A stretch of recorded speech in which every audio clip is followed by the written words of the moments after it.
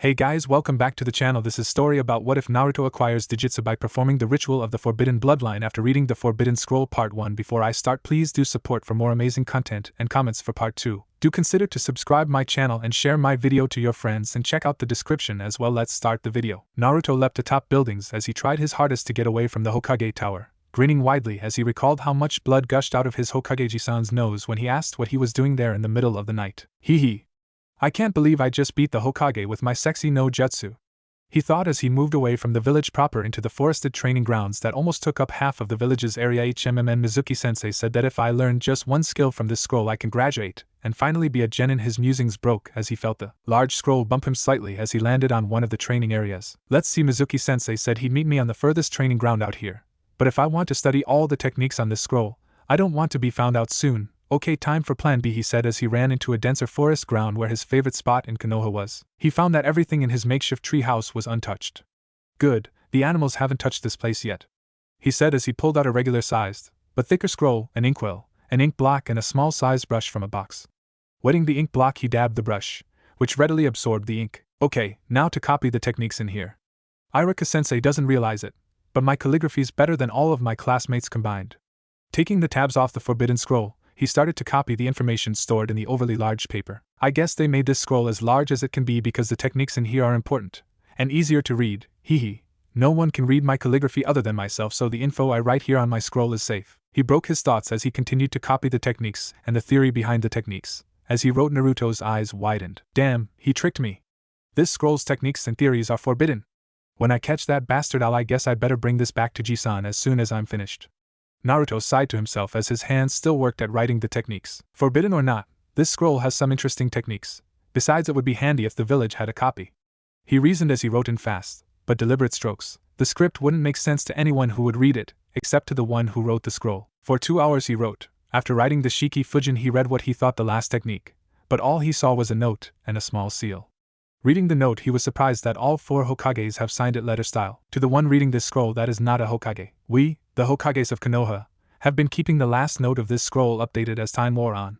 If you are reading this, then we fear that dark times are ahead for our village. Old and new enemies will show themselves to endanger Konoha and the other shinobi country's peace. We 4 have sealed in this note a scroll with instructions to awaken a forbidden bloodline.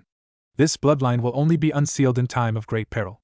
But if someone other than a Hokage is reading this, then we fear the time has indeed come. To the savior of Konoha, please protect the scroll contained within the seal, because if it falls in the wrong hands, then all is lost. However, if you are not the savior of Konoha, then you will notice that your body has frozen with no chance to move at all. We now implore the one reading this scroll to move his arm and cover the center of the seal in blood. If you don't do this in 3 seconds, you will be incinerated by a Kage-level Katan technique that will turn your body to ashes instantly. Sign, Shodame Hokage, Naidame Hokage, Sandame Hokage and Yandame Hokage Konohagaku no Sato. At this, Naruto's eyes widened. Moving his arm, he bit his thumb and covered the seal in his blood, closing his eyes as he waited for the searing heat of flames to cover his body. When nothing happened for a minute, he opened them again. In front of him were the ethereal forms of the 4 Hokages. He recognized them from the books. He then realized Sandame's form was somehow more solid than the others, and somehow more youthful looking than the one he looked up to growing up. Of course, he updated the scroll in his prime, and he's still alive, he thought to himself as Shodame spoke. What is your name, young leaf of Konoha? At this, Naruto kneeled on one knee and bowed. Uzumaki Naruto, Shodame-sama. 11 years old, academy student. Shodame then nodded as Naidame stepped forward. How did you come in contact with the forbidden scroll, Naruto? Naruto, still bowing, narrated how Mizuki tricked him into stealing the scroll and how he copied it in his own script, which rendered it unreadable except for himself. Naidame kept a neutral expression and stepped back. Sandame had a frown as he studied his near-solid form. So Naruto-kun, I take it I'm still alive, aren't I? How did you steal the scroll from my office when I sometimes sleep on the bedroom just to the side of it? Naruto couldn't help but grin. Thanking Kami, he was still bowing low as he told him how he defeated the Sandame's old self with the sexy no jutsu. Sandame had a pink tinge to his youthful features in embarrassment. Yandame chuckled, his cheeks pink as well. Shodame and Naidame looked at Sandame as though he had sprouted a second head. Told you Sara would turn out as a pervert when he grew older, Aniki, Naidame said while grinning as Shodame smirked. Sandame scowled back at them. Lucky for you two, you died in the middle of the shinobi wars, or you'd have turned worse perverts than I do. This time the brother Hokage scowled at the third. Yandame broke the scowling match by speaking. No time for that, you 3. Now Naruto, if Sarutobi-sensei's still alive and I'm not, then how did I die? Naruto then related the events of Kyuubi's attack almost 11 years ago. As he told what he knew in the history books, the Hokage's faces turned grim. After some minutes of whispering and murmuring among the Hokages, Yondaime spoke. All right, Naruto, stand up and show us your stomach. Naruto complied and opened up his orange jacket, shrugging out of it to remove it completely and lifted up his undershirt. Yondaime looked at him intensely now, mold some chakra. Naruto complied again and looked at his stomach. His eyes widened as a seal, or series of seals appeared on his stomach. Yondaime's dark blue eyes saddened as I suspected. Shodaime, Nidaime, Sandaime, the seals on him are of my own work. I'd recognize that script style anywhere. Naruto looked up at the Hokages with confusion. What work? What did you do to me? What you did to me killed you, didn't it? Yondaime nodded as he approached Naruto slowly, placing an ethereal hand on his shoulder. Sit down, you may not like what I'm going to tell you. Naruto nodded and sat down on a bench. The other Hokage sat down as well. Yondaime sighed as he began speaking. Naruto is the newborn child I used to seal Kyuubi. At this, Naruto felt tears running down his whiskered cheeks. Kyuubi? You sealed Kyuubi in me? So that's why all those hateful stares and the cold looks, especially when they say demon. Yondaime nodded in silence. Now, what I'm going to explain will shock all of you, but I'll try. Fortunately, when the real Yondaime wrote Fuin Jutsu, Shiki Fujin, he updated the Forbidden Scroll before he fought the Kyuubi. At that time, though, he knew he was going to die. I'm just absorbing the new info. A demon's chakra is totally different in form and purpose from our chakra.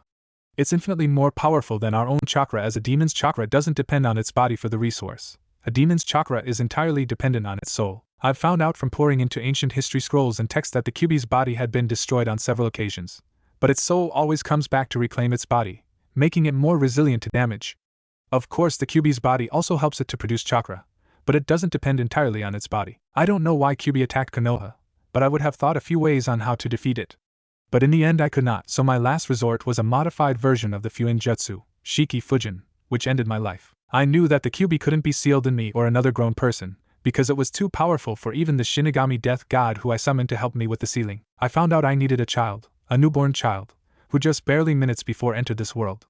I needed a newborn because its chakra coils have not formed yet, enabling it to adjust to the demon's chakra system as it grew up, and if the child dies, Kyuubi will be taken to the afterlife with him. Then I added another seal so that Kyuubi's chakra would be siphoned out of its soul and absorbed by the child as he grew up, adding to his own stamina and chakra reserves. I also added another seal so that if the child attempted to call on the Kyuubi's chakra or the Kyuubi attempted to overload the child with his chakra, he won't be overwhelmed with the Kyuubi's natural instincts, and that child was Naruto. Yondaime sighed loudly. This is what I know at this point. I may have added extra seals as I went along, and I guess your living self knew what they were, Sarutobi-sensei. Yondaime finished as he looked at Sandaime, who nodded in assent. Well then, I guess this confirms Naruto-kun's identity as the savior of Konoha. Naruto looked confused as his eyes darkened. Shodaime answered Naruto's unspoken question. Before Konohagakure was formed, we shinobi lived a nomadic lifestyle.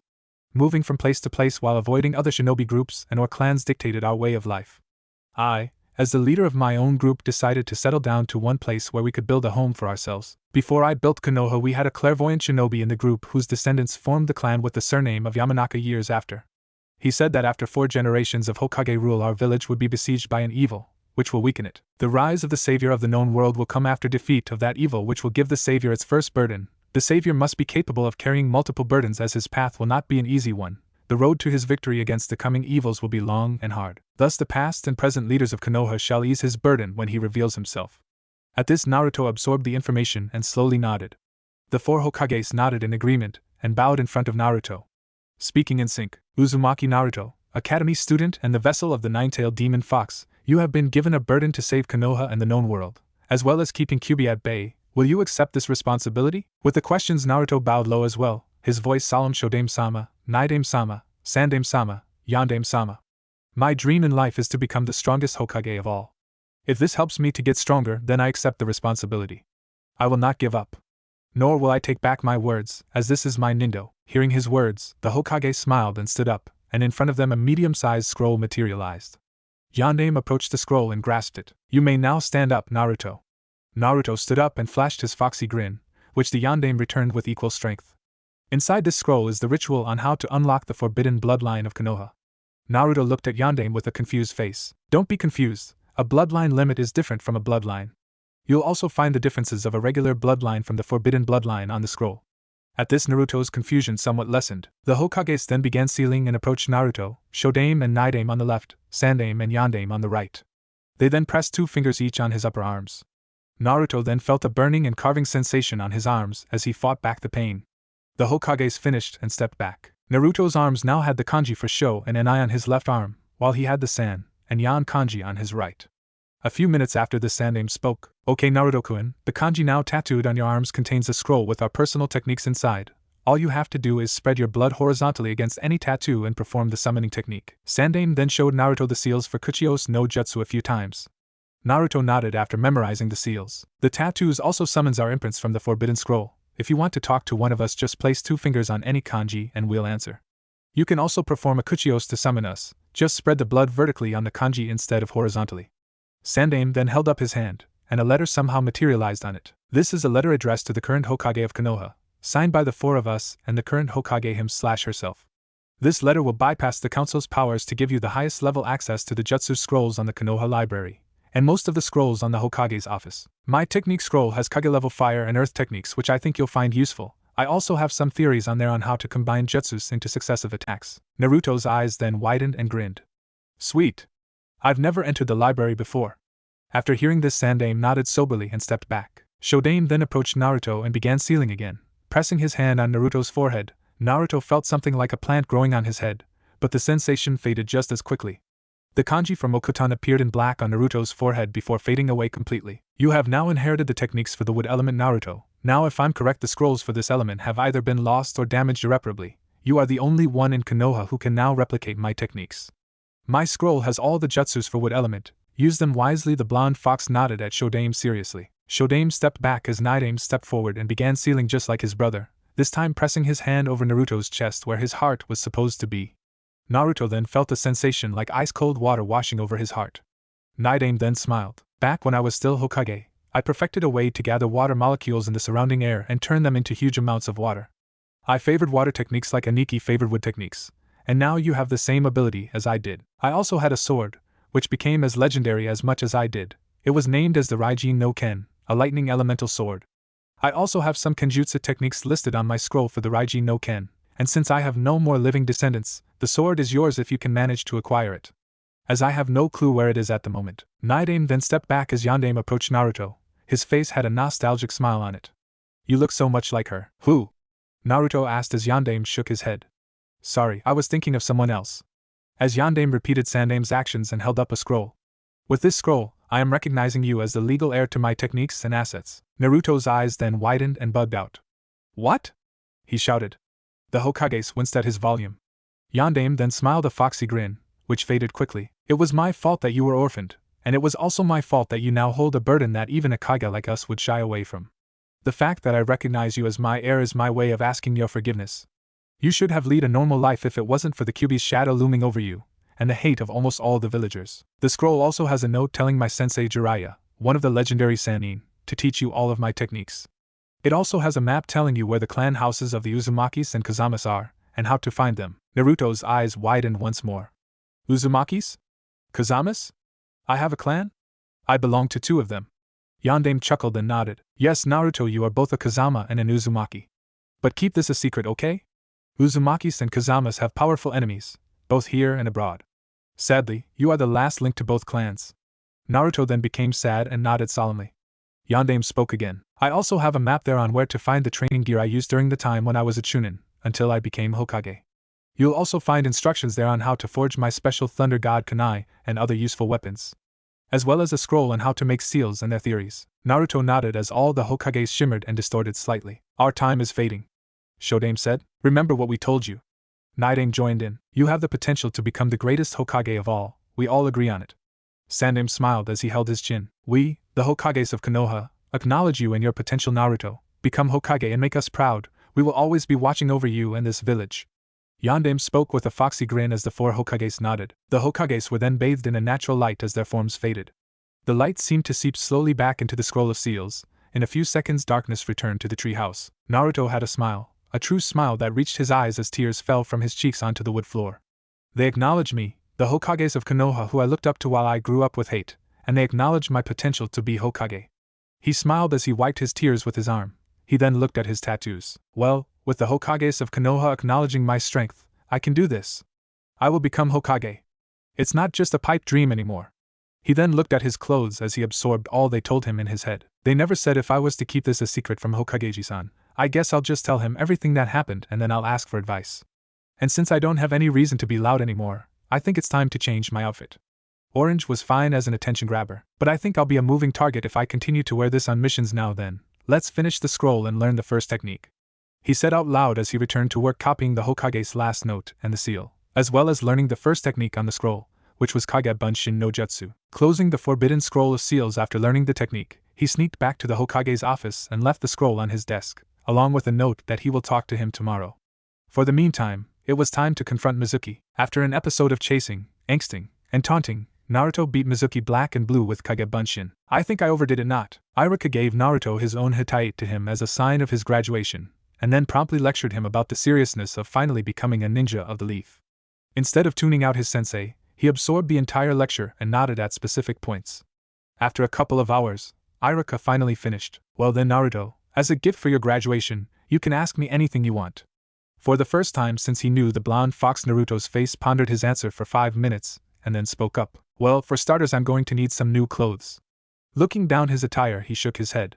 If I'm going to do out-of-town missions, I don't want to be a moving target. I also need some scrolls on ninjutsu, taijutsu, and genjutsu, just basic genin stuff, and oh yeah, a few scrolls with chakra control exercises on them, from genin to jounin, and some basic elemental jutsu scrolls, some practical jutsus for everyday use, and regular offensive jutsus. Naruto then noticed the silence from his teacher. Turning his head to Ichiraku, he saw that the Chunin's eyes were narrowed. Okay, you, who are you and what did you do with the real Naruto? Naruto then sweat dropped, then shouted with a controlled volume. It's still me, Ichiraku-sensei.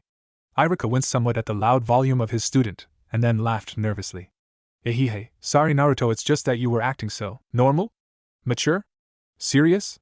Naruto interrupted expectantly. I wanted to say weird. At this comment Naruto frowned/pouted. Ichiraku chuckled and commented on how juvenile his look was. A second later Ichiraku stopped his taunting and stood up, sensing several chakra signatures. Naruto somehow detected them and stayed on alert behind his sensei. A squad of ANBU appeared over Mizuki's unconscious form. One of the ANBU stepped forward and spoke up. We were informed by Hokage-sama that the scroll of seals was returned to his office some time ago, and stated that it was the Chunin sensei Mizuki, was the one who tricked Uzumaki Naruto into stealing the scroll of seals for him. Ichiraku and Naruto nodded. Yes, that's about right, sir, Naruto said as the ANBU turned his masked face on him, while the other squad members bound Mizuki in preparation of sending him to ANBU prison, where Ibiki was waiting for Mizuki to be interviewed. However, the Hokage wishes to speak to the two of you, together. Report to the Hokage Tower at 2 p.m. tomorrow. Ichiraku and Naruto nodded as the ANBU disappeared, taking Mizuki with them. Naruto then turned to his sensei. Ichiraku-sensei, can I walk you to the hospital? You really need those wounds of yours to be healed. Ichiraku then grinned as he shook his head. Putting a hand on Naruto's shoulders, he gave it a reassuring squeeze. Don't worry Naruto, the medic needs will patch me up so that I'll be able to return to the academy tomorrow. Right now, you need to go home now and sleep, because the team rosters will be announced tomorrow. Naruto nodded at his sensei's suggestion and said farewell, his goggles still on his hands. Ichiraku watched the boy, now an adult. Leave, Naruto, you never cease to surprise me, he smiled as he shuffled towards Konoha General Hospital. Wincing at the giant shuriken wound on his back. So he said he wanted some new clothes and some scrolls. Well, my most excellent student of all won't be shortchanged in terms of that department. He chuckled as he thought of what clothes would be fashionable, but at the same time functional enough so that Naruto can fight in them without it being damaged so easily. His thoughts about Naruto occupied him all the way to the hospital. Meanwhile, Sandaime was currently looking at the scroll's last note, which now has a footnote that says, the savior of Konoha has been found, tested, and acknowledged. It is now up to the current Hokage to ensure that his growth will not be stunted, nor hindered. This is for the safety and future of Konoha. We four have given you, the current Hokage of Konoha, the power to make sure that the savior will not encounter problems during his training. His trials are just beginning, and the fate of the known shinobi world rests on his shoulders. Along with his other burdens, this will not be easy for you or for him. Under said footnote were the kanji of Sho, and I-san, and Yan, along with the date and time when the note in the scroll was read. After reading the note, Sarutobi sighed in defeat. The third Hokage resolving to sleep on it, and to talk to both Naruto and Ichiraku tomorrow. Tomorrow will be a long day, for all three of them. Next day, Sarutobi currently looked at the roster of graduating Jounins. With Naruto's rather early graduation, there were now 28 fresh graduates for the Jounins to handle. This morning, he held an emergency meeting with the council to discuss the matter of Naruto stealing the forbidden scroll of seals. With the ANBU and Ichiraku's supporting report, Naruto was found innocent of the charges. Not that it mattered to some of the council's members who were out for the blonde fox's blood. He stayed quiet as he waited for today's meeting with the Jounins, discussing this year's potential genin. Naruto's alarm clock blared at exactly 6:30 am. He then blearily sat up from his bed and pressed the snooze button. Yawning loudly, he woke up as his feet touched the cold wooden floor. He was smiling as he remembered the events of yesterday. He then removed his blanket and jumped up. Yash! Today I'm going to be a genin, he said, adjusting his volume so he won't wake up his grumpy neighbors. Shrugging out of his pajamas and his gopher nightcap, he grabbed a towel and headed over the bathroom. After a refreshing shower, he went over to his closet and picked out something to wear. Now, contrary to popular belief, Naruto doesn't have a closet full of orange jumpsuits. Sure, he had 4 or 5 pairs, but even the dead last prankster knows that orange isn't that stealthy of a color. Pushing said orange clothes to the back of the closet, he picked up a pair of dark red pants, which already had a strap for his kunai and shuriken holsters on both thighs, along with strategically placed pockets for holding more shinobi gear, with a black belt for holding utility pouches. The pants were somewhat loose and ended just above his ankles. After that came a muscle shirt of the same color, which had sleeves that covered most of his upper arms, reaching just above the elbows. It also had a few pockets for holding ninja gear, and a few scrolls. After that he picked a midnight blue vest that had straps to hold a kodachi, a ninjutsu, or a full-size katana without the strings on them, as well as a few places to store other weapons and scrolls. He then picked up a large roll of fighting bandages in a sky blue color, bandaging his exposed skin where his clothes did not reach. He paid special attention on his upper arms as he bandaged the kanji of the Hokages. He then adjusted his usual shinobi gear, kunai and shuriken holster, and utility pouch, on the right places. Securing his hitai to his forehead, he proceeded to make his ramen breakfast. Checking carefully if his milk was expired before drinking a glass, grabbing his frog wallet, which he fondly named as Gamachan, he locked the door to his apartment with 30 minutes to spare, until the bell signaling the start of the Ninja Academy's session for the day rings. As he walked briskly, he ignored the cold and hate-filled stares he was getting from the villagers, even though some were surprised that he was not shouting about and making mischief, along with his new attire. Some of his classmates called out to him, asking why he had a hitai already. He just simply said he graduated earlier than expected, gave them a half grin, before leaving them dumbstruck. That was when some of them noticed his new clothes. Some of his classmates didn't even notice him as he passed them by, because of his new attire and demeanor, along with the hitai. As he entered the academy grounds he suddenly found his rival, Uchiha Sasuke, staring at him. Tagging along with him was his loudest fangirls, Haruno Sakura and Yamanaka Ino. Sasuke looked at him with an appraising glare, and then started to speak in a condescending tone. What's with the attire, dobe? Wanting a little more attention? And from whom did you steal that hitai? Did you grab that from some novelty store? Naruto stared at his rival with cold eyes, and let out an unearthly growl, making the fangirls behind him to flinch. For your information, team, I got this forehead protector fair and square, it's rightfully mine. I took the graduation exam a year earlier because it was within my right to do so. At this the three displayed confused expressions, though Sasuke recovered pretty fast, replacing it with his cold look. Haruno Sakura barged in on the conversation. You're lying. There's nothing in the graduation exam rules that says you can take the test earlier. Ino piped in. Yeah. If there was a rule like that, Sasuke-kun would have graduated earlier than all of us. Naruto looked at the two fangirls and snorted a laugh, before turning his back at them. You'd think I'd lie about that? Shows how much you three know, especially you Haruno. Early graduation is a written rule on the academy. It just isn't mentioned on the official academy pamphlet. To take the graduation exam earlier, you have to have permission from both your Chunin-sensei and your parents. This is so you don't lose confidence if you fail. That is also why genin graduation is only allowed when a student turns 12. Since I'm an orphan, I don't have anyone taking care of me, and since I live alone as well, I'm my own guardian. If you don't believe me, why don't you ask Ichiraku-sensei yourselves? And the graduation exams ended yesterday, so you can't graduate this year. I have to talk to some of our classmates before I leave, so I'll see you three later. Naruto thought for a moment, or maybe not. He walked away from them, as he stuck out his tongue. The still academy students turned away, each to their own thoughts. That dope graduating earlier than me, heh? Let's see how he fares out there. Yeah, he won't last a month as a ninja. I wonder if what that Naruto said was true. He was always trying to trump Sasuke-kun, so this might be another prank. Yeah. Just another prank. Ichiraku-sensei never said there was a way you can graduate earlier on the academy rules. This must be another trick of his. Ino Sakura added her 2 cents, while wringing a plushie's neck, resembling Naruto in his usual orange jumpsuit. Hell yeah. It's just another trick. When I get my hands on that Naruto no baka. Shanaru. After a minute of mind silence they stuck their chin up, their minds synchronized with one thought. Let's see if what that dobe/idiot/baka said was true. I'm going to ask Ichiraku-sensei. Naruto then noticed his friends lounging around some benches over a small hill rise. Naro Shikamaru was as usual, looking up the clouds. Akimichi Chuji was eating chips, while Inuzuka Kiba had Akamaru on his head. Abirame Shino was close by on one of the tree branches, talking to one of his Kakai bugs, while Hyuga Hinata was sitting under the tree Shino was sitting on. Akamaru barked and Kiba looked up, a little surprised at Naruto's new look. Hey loudmouth, what's with the new outfit? Hearing Kiba's voice, Shikamaru, Chuji, Shino, and Hinata looked at Naruto, with Hinata blushing as he stared at his new attire. He's looking much more handsome than usual. Naruto waved at his classmates as he approached. Oh hey Kiba, Akamaru, Shikamaru, Chuji, Shino, Hinata. He was met with a bark from Akamaru, a nod from Shino and Shikamaru, a wave from Chuji, and a shy greeting from Hinata. Oh Hayu, and Naruto-kun, she said quietly as she twiddled her fingers together. Naruto nodded at her greeting, then turned his attention back to Kiba. Yo dog breath, I was just coming over here, Naruto explained as he walked closer to the group. That was when the five focused on his Hitite. When did you graduate, Naruto? Shino said in a steady voice. Naruto grinned at Shino's acknowledgement. Yesterday, due to extenuating circumstances, they let me graduate earlier than expected. Kiba looked wide-eyed and blurted out his words. And no way. There's no way Ichiraku-sensei let you graduate early. Naruto gave Kiba a slightly annoyed look, and revealed the requirements for early graduation.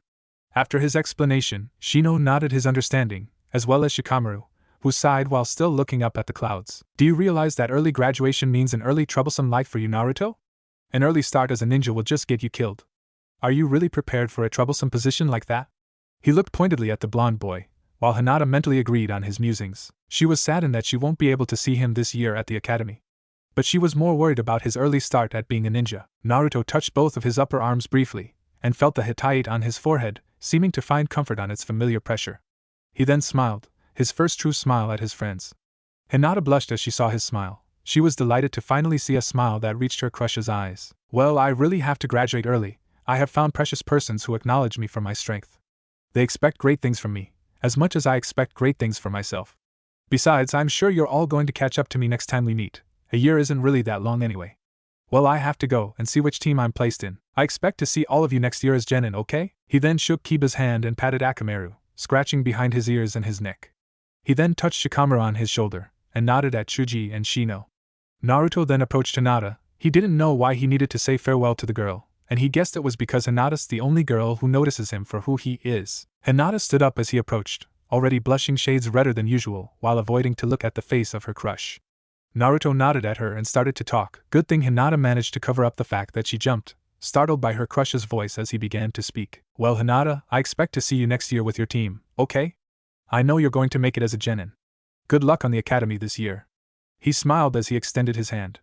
Hinata looked up, but instead of reaching for Naruto's hand, she gave him a brief hug, to which she pulled back off as quickly. Naruto never noticed her tomato-red expression as she lowered her head, never looking back at her crush's gaze on her. Gigi good luck na Naruto-kun, spoke the blue-haired girl as she ran off. The four boys had different expressions as they watched Hinata go. Kiba had a mischievous grin on his face as he looked at his partner. HMMN, looks like someone has a crush on someone, right Akamaru? Akamaru barked as he grinned like only a dog can. Shikamaru said something about girls being troublesome. Chuji just nodded as he opened another bag of chips, while Shino stayed silent. Naruto was clueless as ever, emitting a huh? He then shrugged it off, as it was a typical behavior of Hinata. He then waved goodbye to his classmates, and walked to the senior classroom on the academy where the newly graduate genins were placed in teams. As his form disappeared inside the building, Kiba grumbled. No fair becoming genin earlier than us. Shino turned to look at Kiba. Jealous? The bug user ninja asked. Kiba growled as Akamaru whined at his partner. A little Chuji swallowed his chips before adding his opinion. Well, from what Naruto said to us, his early graduation just put a lot of pressure on him. Shikamaru added his 2 cents to the conversation. So troublesome. Well, I just hope he can handle that pressure. Shino turned his gaze to the academy building, ordering one of his bugs to spy on Naruto. I believe that Naruto deserves the title of the most unpredictable ninja. I think we'll all be surprised on his progress a year later.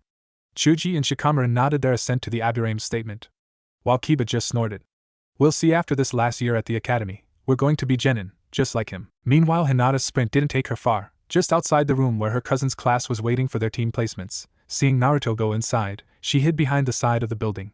Clasping her hands together, she sent a prayer of luck for her crush. Ganbat Naruto-kun, please take care of yourself, and may Kami make you grow stronger.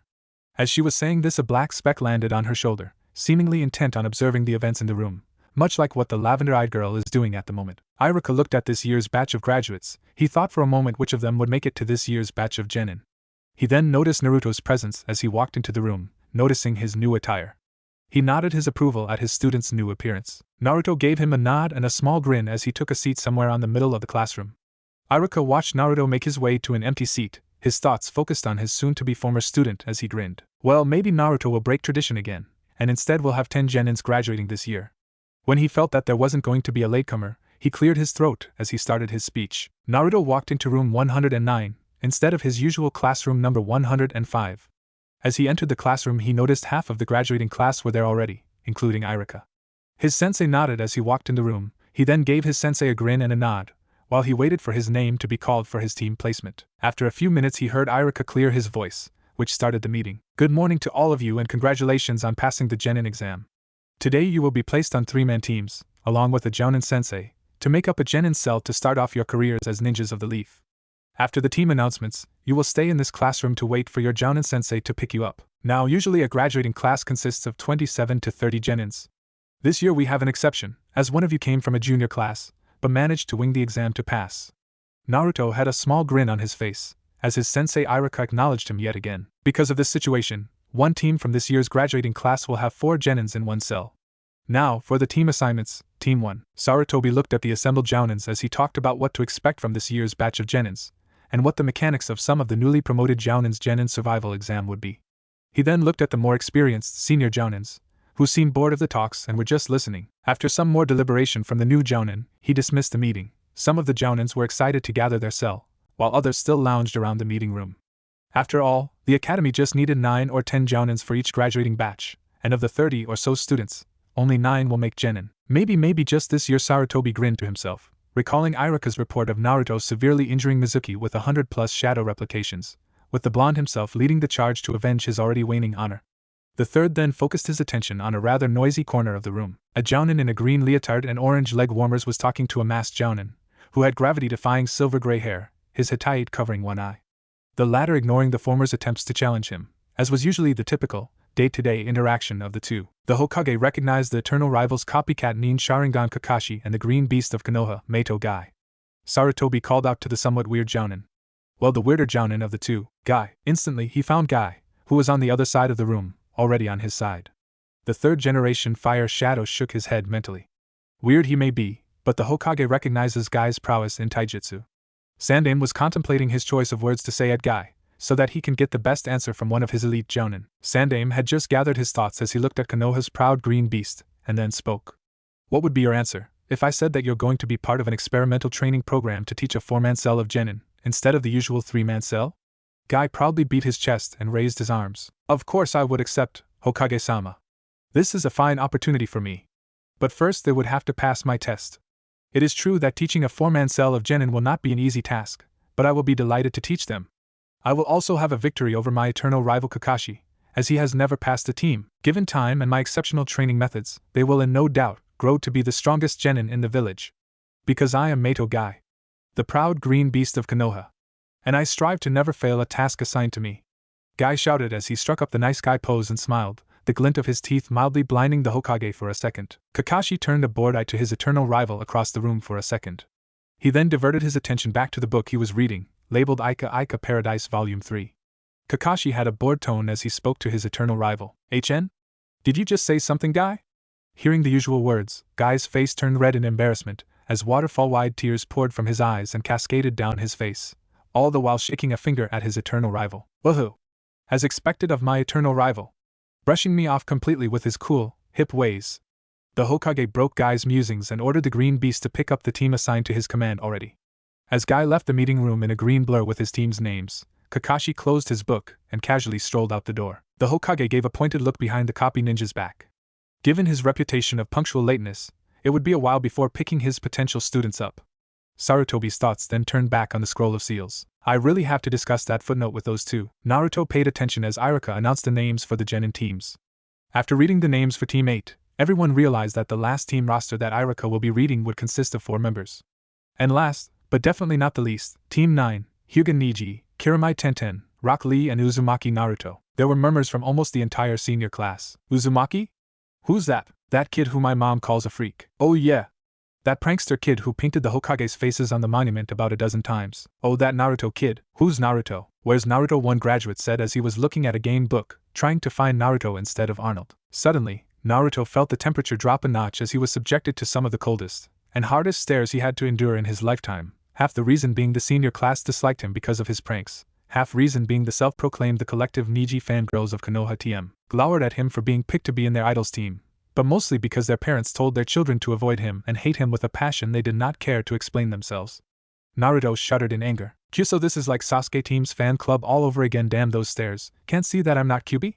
I'm just a vessel for the demon, damn it. Sensing the rise of hostility levels, Ichiraku closed the roster folder with a snap, catching the attention of a whole class. Like I said prior to reading the team placements, please stay here until your Jounin sensei picks you up. Good luck to all of you, and may your careers be fruitful. Ichiraku nodded as he said farewell to the class, nodding at Naruto as the blonde gave him a grateful smile. Exiting the door, he proceeded to room 109, where Naruto's classmates were waiting for him, to teach them again for another year. After Ichiraku left the class separated into their respective teams, Naruto then noticed the other people that would make up his team. That must be Hyuga Niji. He also has pupilless eyes like Hinata. I wonder how they're related. He then paid attention to the only girl in their group, who was absently playing with a kunai. Tenten, huh? Looks like she likes weapons. If she's not like one Sasuke's fangirls, we'll get along rather nicely. His musings were broken by a voice that sat beside him. Excuse me, are you Uzumaki Naruto? Naruto turned his head to the voice and smiled. Yes, I'm Uzumaki Naruto, pleased to meet you, and you are? Naruto held out his hand. The other boy promptly grasped his hand and shook it with a little more eagerness than usual. Hello Uzumaki-san, I am Rock Lee, it's a pleasure to meet you. Naruto then observed his teammate. He wore a white undershirt with loose sleeves, along with a light green Chinese-style jacket, which was open fully and seemed to conform to his undershirt. He also wore matching pants of the same style and color. His Hittite was worn in the traditional style on his forehead, the cloth of the Hittite in bright red. Naruto then noticed his big round eyes and the caterpillar-like eyebrows, with the cartoonesque 3 eyelashes on the bottom of his eyes completing his look. Naruto squashed the urge to shudder. Looks did not matter. Rock Lee was a potential teammate, ally, and friend.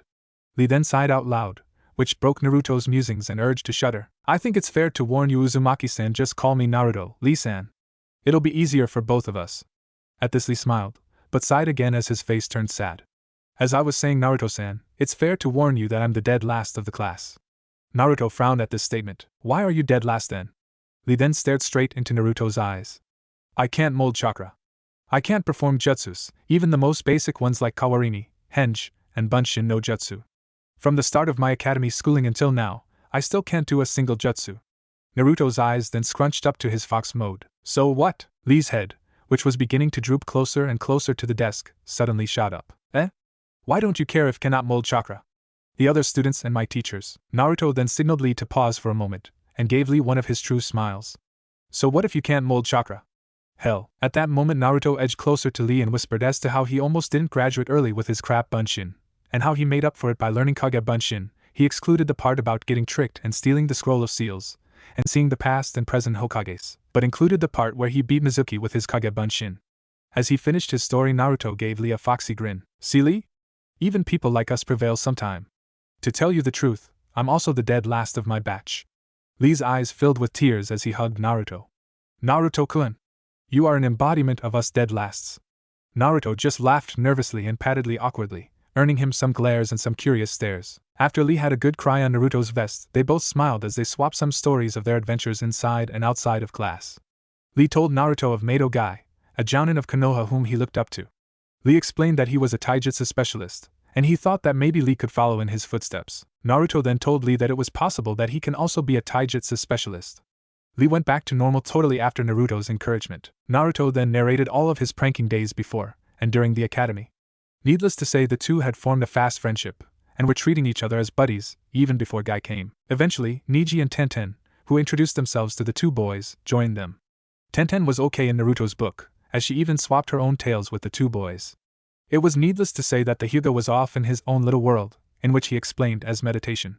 More like brooding like someone I know, Naruto thought. Sasuke sneezed loudly just after the comment was made about him 4 doors away, which earned him with an accurate hit of a chalk eraser to the face courtesy of Ichiraku, who thought it was Naruto disrupting the class again. This earned a snicker from a certain Inuzuka and a bark from his dog companion, a grin from a Nara and an Akimichi, a small grin hidden behind a hand of a certain shy, lavender-eyed girl, and a hidden smirk under the collar of a bug-controlling, sunglasses-wearing boy. Their movements were unnoticed as their Chunin sensei/distraction apologized to the dark-haired Avengers/Ice Cubes/idols/fantasy of every girl from 8 to 50/hot guy/bishounen/semes/assholes/bastards/traitor to be/well. You get the picture. Besides, they were far away enough from the Uchiha and his fan club to warrant a glare from any one of them. Sasuke's anger intensified as his most ardent stalkers fussed over his face, which earned him and the two kunoichi to be an eraser each, saturated with chalk, this time because the three were being too loud, earning them even more laughs and snickers and smirks. Paying attention to their own faces, they sighed, as the source of their misfortune, and now anger, wasn't there anymore. They then realized that Naruto had just played a prank on them. Even if he wasn't in the room or the immediate area, they dropped their heads in defeat, as they once again performed synchronized thinking for the second time that day. Damn that Naruto. When Naruto goes to bed tonight, he'll fall asleep with the widest and truest grin in his 11-year-old life.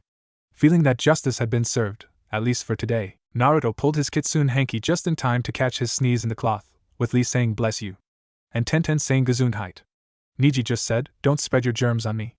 And returned to his brooding/meditation. Eventually the Jounins came in, and called their respective teams to move out. Each team then followed the Jounin assigned to them. About a third of the teams were now gone in the time span of 30 minutes. After a few minutes more, the door to the room swung open violently, catching an unfortunate graduate off guard, who toppled 11 other people when he crashed into them going at 50 miles per hour. Needless to say, 3 Genin teams were already injured, and they haven't even undergone their Genin survival exam yet. As the dust settled, the graduates in the room noticed that 12 of their classmates were in a tangled mess of bodies, some were even in a very compromising position, which the conscious ones capitalized on and mentally noted in their minds to tease their unconscious peers whether they were in the right gender group, or whether they had crushes on the wrong people. And 2, there was a weird Jounin at the door with a brightness to his teeth that almost rivaled the sun itself, and was parading around in a green leotard with orange leg warmers. Speaking in his indoor voice, the Jounin introduced himself, which shook the entire first floor in the process. The dark-haired Avenger managed to change seats, pondering that maybe his bad luck was affected by where he sat, and reasoned that whenever his most loyal fangirls A/N, translate, rabid stalkers Sakura and Ino sat beside him, bad luck was abound. Little did he know that the author of this AUFIC was controlling his luck, who unfortunately for him, didn't like his guts. As Guy used his indoor voice, the whole first floor shook. Ichiraku had a vein on his forehead as Guy continued speaking. Having popped his vein as the whole floor shook several times more, Ichiraku reached into his pouch and pulled out a set of what he thought was blunt, wooden kunai. He always threw these at Naruto whenever he became too overbearing when the erasers weren't doing their job. Throwing them absent-mindedly, he waited for the sounds of the kunai to hit his intended target, along with it, and a curse word or two, or so he thought. At the shrieks of Kaya and Sasuke-kun, he realized he made a mistake. Sasuke sat on his haunches while gripping the top of his chair, an awesome feat in itself, but it was overshadowed by the reason that he needed to keep his reproductive parts whole. Sasuke was apparently sitting on Naruto's second favorite spot in the class. A newly bought, razor-edge kunai barely missed Sasuke's prize jewels TM by a hair's width. A millimeter more and pity! No more chance to revive the Uchiha clan. Checking where his other kunai went, his eyes bugged out as he saw that Ino and Sakura barely managed to avoid his other kunai. They were unfortunately seated on Naruto's third and fourth favorite spot in class, respectively. Sakura, being the smarter girl of the two, just ducked, but the kunai still managed to shred a length of her hair just above the ear. The cut hair then pulled by the floor, proof of the kunai's sharpness. Her long hair was now uneven in length. If she was any more unluckier, and the kunai had flown some angles higher, she would be half bald by now. Hey! At least that big forehead of hers was useful for something. 2 other kunai, fortunately or unfortunately, whichever way you call it, almost killed 2 of Sasuke's other fangirls. Unbridled laughter was showered upon the unfortunate 5 by the rest of the class, especially the now dubbed annoying trio. Sobering up quickly though, the rest of the class who didn't want anything to do with Sasuke's unusual bad luck avoided him like a plague until the end of class day. In turn, Sasuke avoided Sakura and Ino, as well as his fan club, in the same manner. The collective Sasuke fangirls of Konoha TM avoided their president and vice president like their life depended on it, while the rest of the class looked on in amusement. For them, this day was starting to be very, very interesting, and it wasn't even lunchtime yet. The annoying trio sighed, and hoped in sync that their bad luck was over.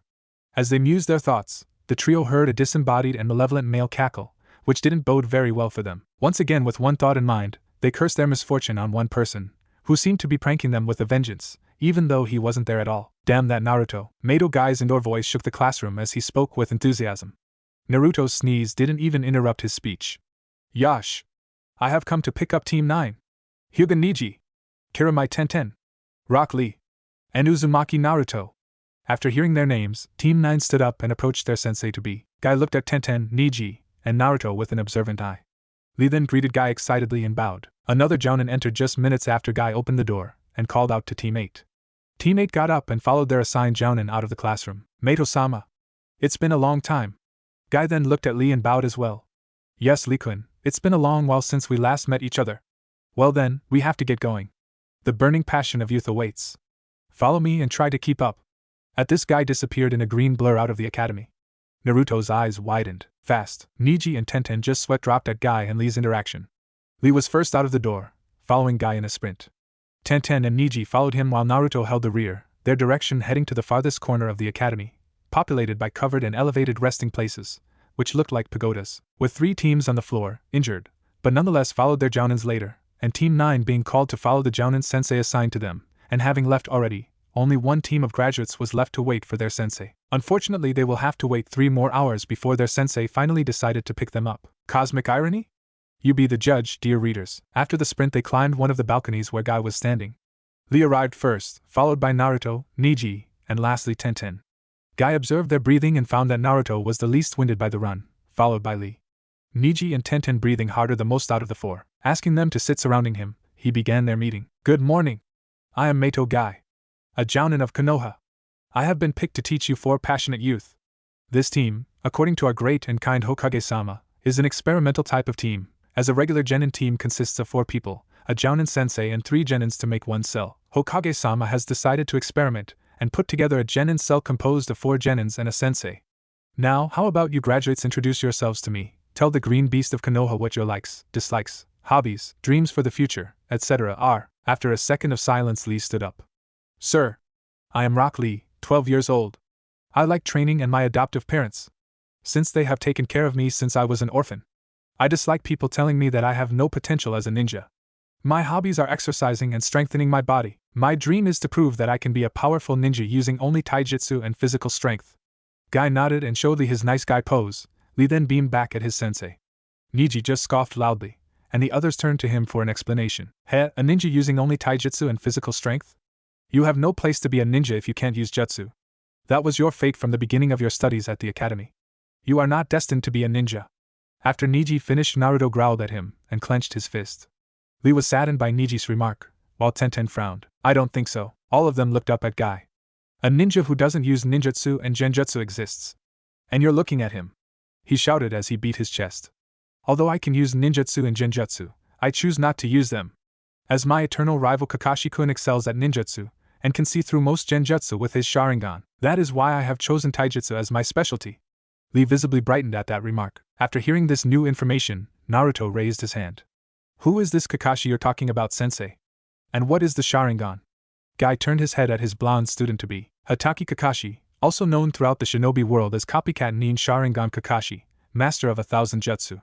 A genius ninja, he graduated from the academy at age 5, became Chunin at 6, a Jounin at 12, and ANBU captain by 14. Under his Hitaiite, he hides the bloodline limit of the Uchiha, given to him by his friend. A Sharingan lies covered in his left eye. When he brings it out in a battle, he can copy most ninjutsu, see through the toughest genjutsu, and evade most styles of taijutsu. But enough of him today, our focus is on you and our team, and because you asked a question, you shall be next. Naruto nodded in compliance and stood up. Hello to all of you. I am Uzumaki Naruto, 11 years old. I was an academy student a year behind you, until yesterday when I managed to convince Ichiraku-sensei to let me take my graduation exam early.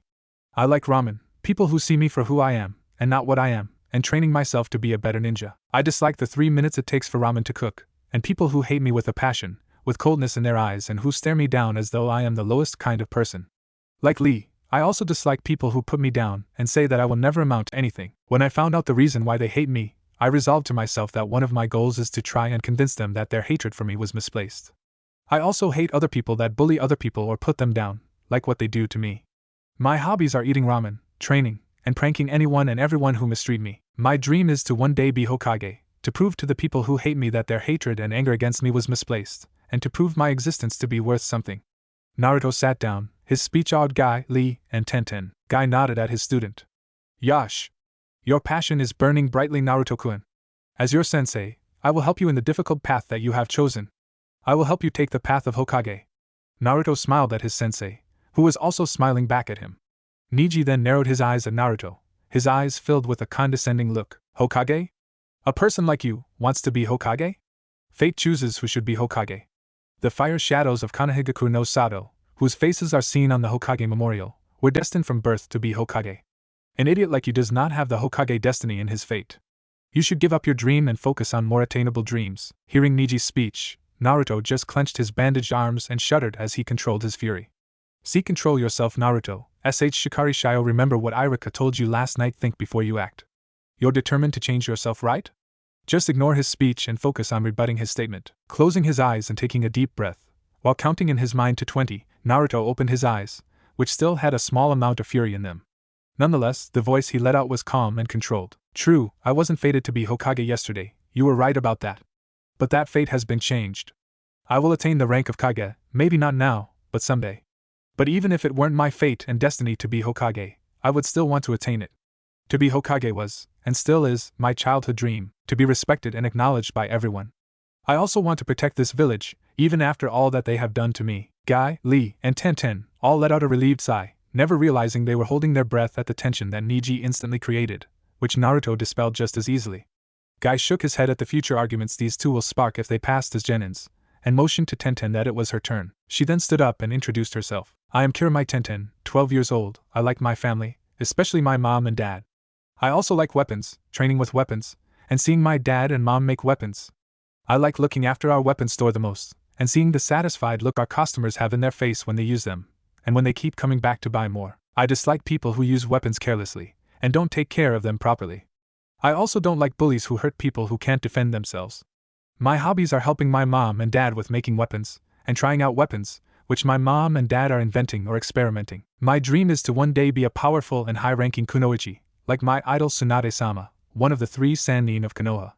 Tenten sat down after delivering her speech. Guy motioned over to Niji. Standing while opening his closed eyes and crossed his arms over his chest, Niji spoke with a voice filled with underlying contempt and hate. I am Hyuga Niji, 12 years old. I am a member of the Hyuga clan branch house. I like training in my family, especially my deceased father. I hate the main house and their way of ruling the Hyuga clan, especially the clan head, Hyuga Hayashi, who is my uncle, as well as his family. I also hate the caged bird seal. I have no hobbies. My dream is to someday prove that the branch house is stronger than the main house. As Niji sat back down, Guy broke the tension everyone felt from the white-eyed boy with his booming voice. Well then. Now that the introductions are over, we are going to do something, which will involve just the 4 of us. Naruto raised his hand. What will we be doing, Guy-sensei? Guy motioned for Naruto to wait for his explanation, and handed the 4 genins a computer printout. Before we become an official genin team, and do missions and other team-bonding activities like training and such, I will have to give you an exam, a survival exam. The genins looked at him, puzzled. What the academy does not tell you and the fresh graduates of each year, is that after graduation, the jounins give the graduates assigned to them a final exam. Out of the 27 or 30 graduates, or in this year's case of 28 graduates, only 3 teams, usually 9 graduates, will make this year's batch of genins. But since there are 4 of you, 10 genins could graduate this year, a rare exception in itself. It is rare for Chunin senseis to approve the early graduation of a student. That is why this exam has a 66% chance of failure. The final exam, or what jounins generally call the Genin Survival Exam TM, will vary depending on the jounin. Those who don't pass the survival exam are sent back to the academy for further lessons and instruction, until next year. As I am the one giving the graduation exam, it will be more difficult than usual. In this survival exam I will be testing your initial abilities, and then I'll assess what you have to work on in your skills. Now I'm giving you a choice to take your survival exam today, or we can do it tomorrow. Which one will you choose, Team 9? Team 9 looked at each other, seeming to seek an answer from their comrades' eyes. Naruto then looked up at Guy. Is there any difference if we choose to take the test tomorrow, or today? Guy nodded at Naruto's intelligent question. There's a slight advantage to taking it tomorrow than today, Naruto-kun. If you choose to take it tomorrow, you will have gained a full night's rest, along with a clear mind and heart. Choosing to do it today just shortens the time to find out if you will pass my exam or not. Naruto nodded and sat down, looking at Tenten, Lee, and lastly Niji. Naruto took a deep breath. I say we put it to a vote. We also explain our vote as to why we want to take it today, or tomorrow. The other 3 nodded. Naruto grinned as he stood up. Well, I might as well be the first. I choose to take it tomorrow because I have some things to do today that just won't wait. The Hokage has ordered me to report to the Hokage Tower later. I also have some things to do before the day ends, so I just can't really take it today. He motioned to Lee, who stood up as he sat down. Sensei, I think it is more advantageous for us to take the test tomorrow. This will let our burning passion be refueled to burn brighter by fully resting. Lee then executed his first version of the nice guy pose, which Guy returned with equal fervor. Yash! As expected of a student to be of mine. Your burning passion burns bright, Lee-kun. Lee grinned as he sat down. Naruto noticed the sweat drops coming from his other teammates, but just chose to grin on their reactions. Tenten stood up, as it was her turn. I choose to take the exam today. I am confident in my skills to pass the exam, as I have an advantage that other genin do not have. She then nudged Niji, who in turn stood up. I don't care if I take the exam today or tomorrow. It is not in my fate to fail whatever exam you are planning. My destiny is to pass this exam and prove the main house that they chose to anger the wrong Hyuga. After he sat down, the whole balcony was silent. Naruto had a sweat drop and a vein on his head. Arrogant bastard. Tenten and Lee had a confused stare on the brooding Hyuga, while Guy nodded thoughtfully at Niji's words. After the voting was done, Naruto spoke up. So that's 2 votes for taking it tomorrow, 1 vote to take it today, and 1 undecided. So we're going to take the exam tomorrow, Guy-sensei. Guy nodded at the team's decision. Well then. Meet me on training grounds 7 am in the morning, tomorrow. And don't bother to eat breakfast, because I cannot guarantee that it will stay in your passionate stomachs. Meeting dismissed. As soon as he said dismissed, Guy became a green blur again and zoomed out of the pagoda. The surprising thing was that he didn't fall on his descent. Naruto was impressed at his sensei for the second time that day. Hi, Lee just nodded vigorously. Yash. That's Guy-sensei for you. Tenten produced a minuscule sweat drop on her head. A little quirky, but very strong. Niji was stoic as he crossed his arms. Byakugan activated as he followed his sensei to B's progress. Yes, he's very strong for a guy with no blood limit. It would be a nice change to grow under his tutelage, and have someone teach me instead of me teaching myself. So Naruto then turned to his teammates as the green blur disappeared around a bend. Anyone up for ramen? Tenten blushed in embarrassment as her stomach growled. I am. How about you too, Lee? Niji? Lee nodded once and turned a questioning glance to Niji, who shook his head. I have some training to do today, so I'll just see you tomorrow on the training grounds. The other 3 nodded in assent as the Hyuga prodigy climbed down the stairs. After he was gone, Naruto motioned for the 2 to follow him down. So, what are you going to do after ramen? Naruto asked the 2 once they were back on solid ground. Tenten just shrugged. I guess a bit of training with my weapons and aim, then I'll go home. Say, how about I show you our family's weapon shop today? Naruto shook his head as he looked at the sun. It was nearing 10 am in the morning. Maybe after we pass Guy-sensei's exam tomorrow, Tenten-san. I really have a lot of sorting out to do today. The brunette nodded her assent and turned to Lee. What about you, Lee? Lee contemplated for a bit. I guess some light training after I eat. I don't want to exert myself before the exam. I also agree with Naruto-kun's suggestion with going to your family's weapons shop tomorrow, as well. Naruto and Tenten nodded as the blonde led the way to Ichiraku's. On the way there, some of the villagers did the usual when Naruto passed by the more densely populated business and residential district. Lee and Tenten were wary of the villagers as they followed Naruto. Lee was about to ask about this when Naruto spoke up without looking back at them. I see you've noticed them. You'd have to be blind and deaf not to. Tenten and Lee nodded absently. Unfortunately, this happens to me every day. You just have to get used to it. 11 years of seeing this every day will do it. I have some secrets that you won't believe I have. If we do become a team and stick together for a year or more, I'll reveal my biggest secret to the team, even Niji. Just please don't ask me now, I don't know how I'll do it. Hearing Naruto's pleading voice, the 2 nodded solemnly as they reached Ichiraku's. Naruto wiped his tears with his hanky as he smiled at the ramen chef and his daughter. Tuchiaken! I am Nichin! He shouted as he forced himself back in his brat mindset. Naruto! We missed you here yesterday. What happened? The ramen chef said in a half-scolding, half-chiding voice. Naruto sheepishly rubbed the back of his head. Well, I kind of got held up at the academy from the afternoon till early morning yesterday. Tucci formed a conspiratorial grin as he looked at his best customer. Seeing other kids behind him, he spoke. Naruto! Did you bring me more customers? Turning back on his teammates to be, he nodded. Yup. These are my teammates, Kiramite Tenten and Rock Lee. I have another teammate called Hyuga Niji, but he's not here. We're going to take an exam tomorrow and pass as genins, he said while pumping his fist. Tenten smiled as Lee emulated Guy and managed to make his teeth glint at Tucci. Tenten and Lee introduced themselves formally as they sat down on each side of Naruto. After giving their orders, they talked about training, weapons, Guy-sensei, and how there's always a stoic bastard on each batch of academy students. After finishing their bowls and paying, they bade farewell to Tucci and Ayam, with Naruto promising to be back with Ichiraku later to have a ramen binge before going home. Ayam was smiling as she cleaned their bowls. It seems like Naruto-kun found some friends his own age too, san. Tucci nodded thoughtfully as he looked at their retreating backs. His glance on his favorite customer's back was unfathomably soft and filled with tenderness. Hi, I just hope that his teammates can accept him. When they find out what's inside him, Ayam's smile disappeared. She then nodded solemnly as they prepared for the lunch crowd. Bidding his teammates farewell and good luck, Naruto turned and began to run to the direction of his tree house.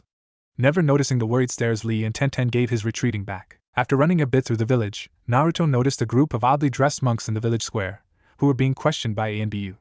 It seemed that the villagers were throwing the same hateful and cold glares he was used to having at the monks. Having seen this particular fact, it piqued his curiosity. It was then that he approached the monks who were unaware of his presence, as he used a nearby monument to hide. I wonder which country they came from? From their attire, I'd say their clothes were made for long journeys on foot, as well as for fighting hand to hand. Regular monks don't look like these monks at all. Indeed, the monks he was spying on were defiantly different from the ones he frequently saw on the village and temples. Most of them were muscular, like they weren't praying or fasting. Some of the other monks had large muscles, which showed on their already moderately loose clothing. A white doujutsu with elbow-level sleeves was the group's regular attire. Some wore a brown-colored leather cover on the front of their doujutsu, while others had smaller versions of this. All of them covered their heads with white cloth. The area around their eyes, particularly the eye sockets, were either painted black or brown. And all of their shins, ankles, and feet have thick woolen bandages wrapped around them. They also have them on their hands and arms, reaching just below the upper arms. Apparently he came at the right moment, for the monks were having a guarded and very quiet conversation amongst themselves. He hasn't gone far. He had to have taken up shelter in one of the temples here, with those injuries of his. He won't progress that far in a few nights. One medium-built monk said, as he looked side to side frantically. If what he holds falls into the wrong hands, our way of living is done for. Why did we have to take drastic actions like this? Our cover with master will be blown. Another one hissed. He was a little taller than most of the monks, but he was lean-built. Shut up. Anyone can overhear us talking about him. We are in more trouble if Sensei hears this. He's the best student in our year, and if he finds out that some of us are missing, especially him, we won't survive the punishments. Lucky for us, Master's away visiting our brother temple. The tallest and most muscular of them spoke, seeming to be the leader of the group. After absorbing what he could out of the conversation, Naruto backed up and headed for his training ground. He can sort out this new information later.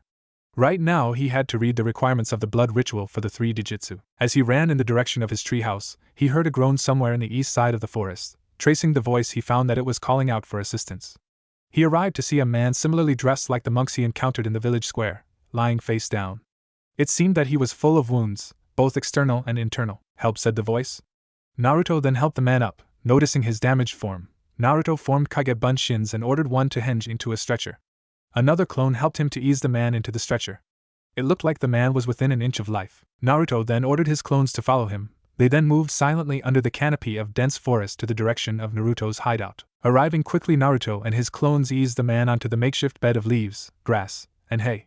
He then searched his makeshift closet to find his medical kit, which he used whenever he was training in the forest. The man groaned and sat up, surprising Naruto with his resilience. Please come closer, I'm already dying, said the man, who Naruto now realized as the man the other monks were searching for. Naruto wringed a clean washcloth and cleaned the man's bloodied face. Your name? Naruto spoke solemnly. Uzumaki Naruto. The man smiled. As the stranger drew his strength and organized what he was planning to say, Naruto drew some water from a makeshift water container, which was designed to catch and filter rainwater.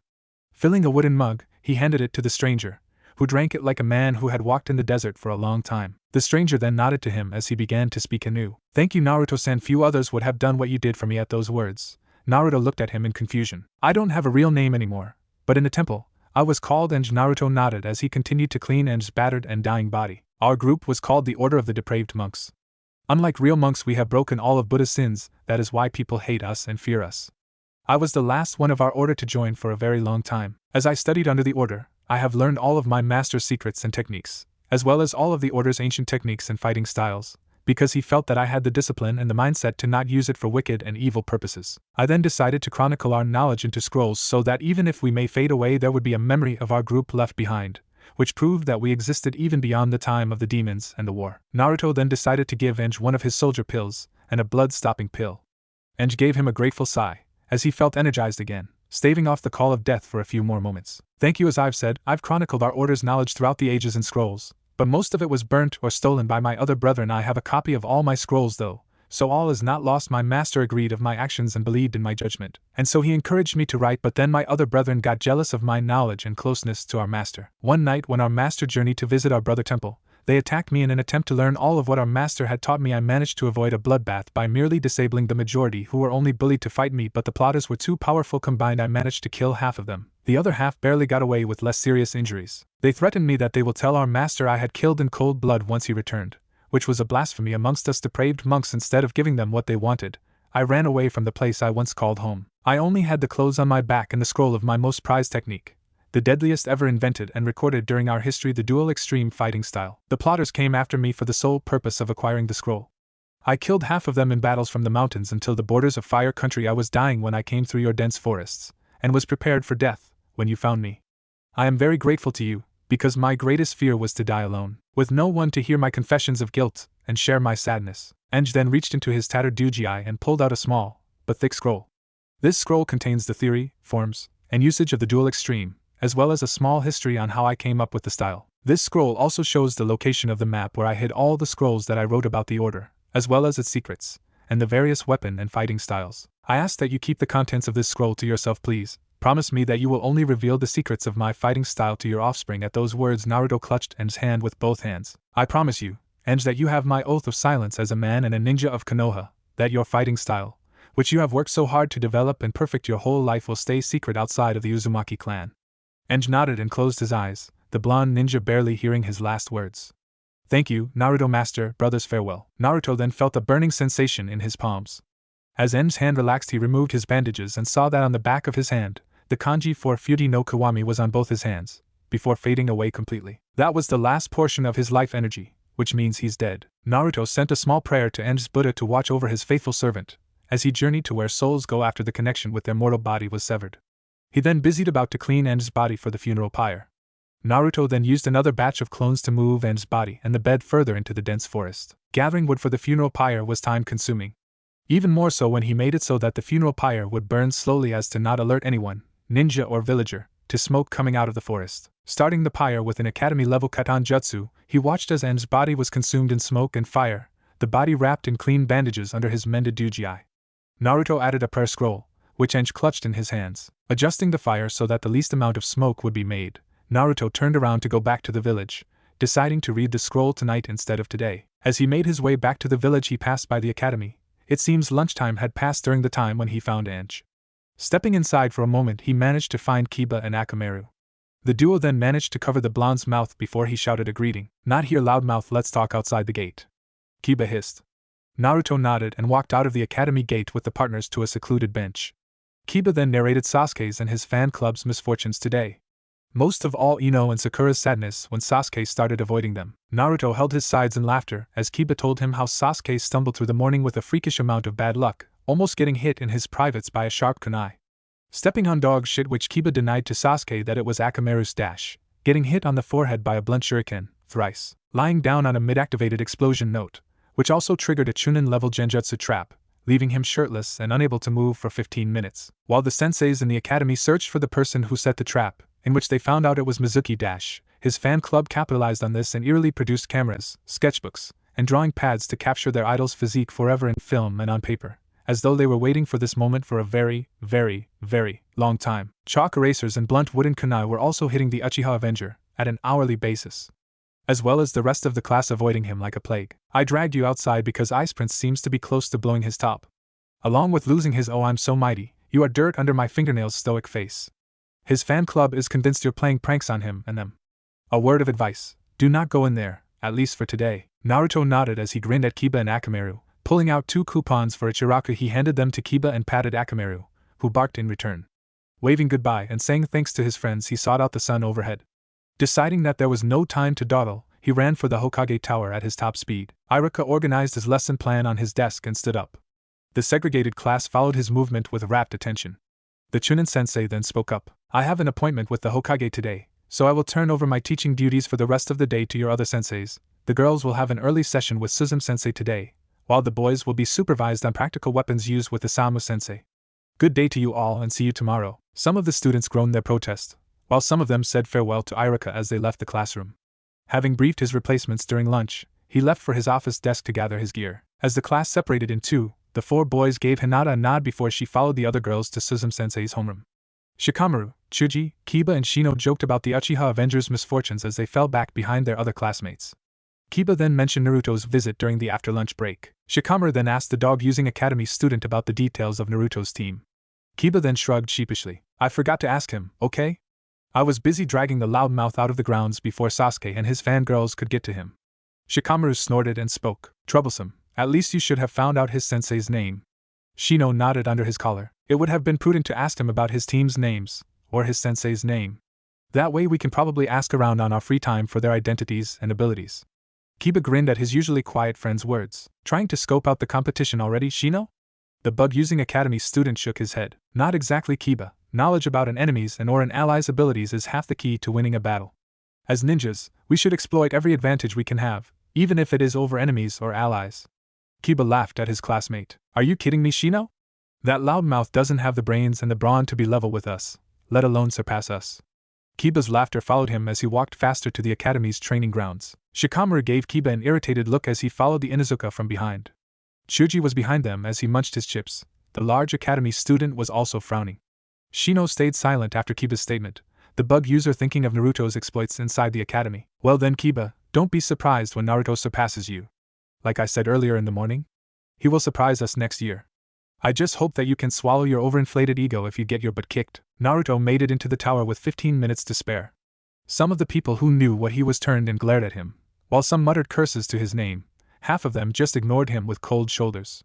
Naruto, for the first time in his life, threw glares back at the people who gave them, surprising a few of them. Be glad this is the Hokage's tower and that I respect the old man, or I would have pranked all of you who hate me. Naruto thought as he walked over to the Hokage's secretary's desk. Naruto now noticed that the Hokage had a new secretary.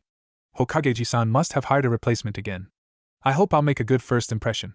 He thought in his head and prayed that the bad comments about him hadn't had a chance to trickle down to this one. The secretary, although just newly hired, knew what Naruto was. But she had decided long ago to keep neutral on her opinions about the blonde boy. She was confident in her good judgment of other people's character, and the rude comments and the slandered remarks about him didn't sway her decision to form her own opinion about the demon of Konoha. The Hokage will entertain you in about 12 minutes. Yumino-san isn't here yet as well, so I will have to ask you to wait for him before you both go in.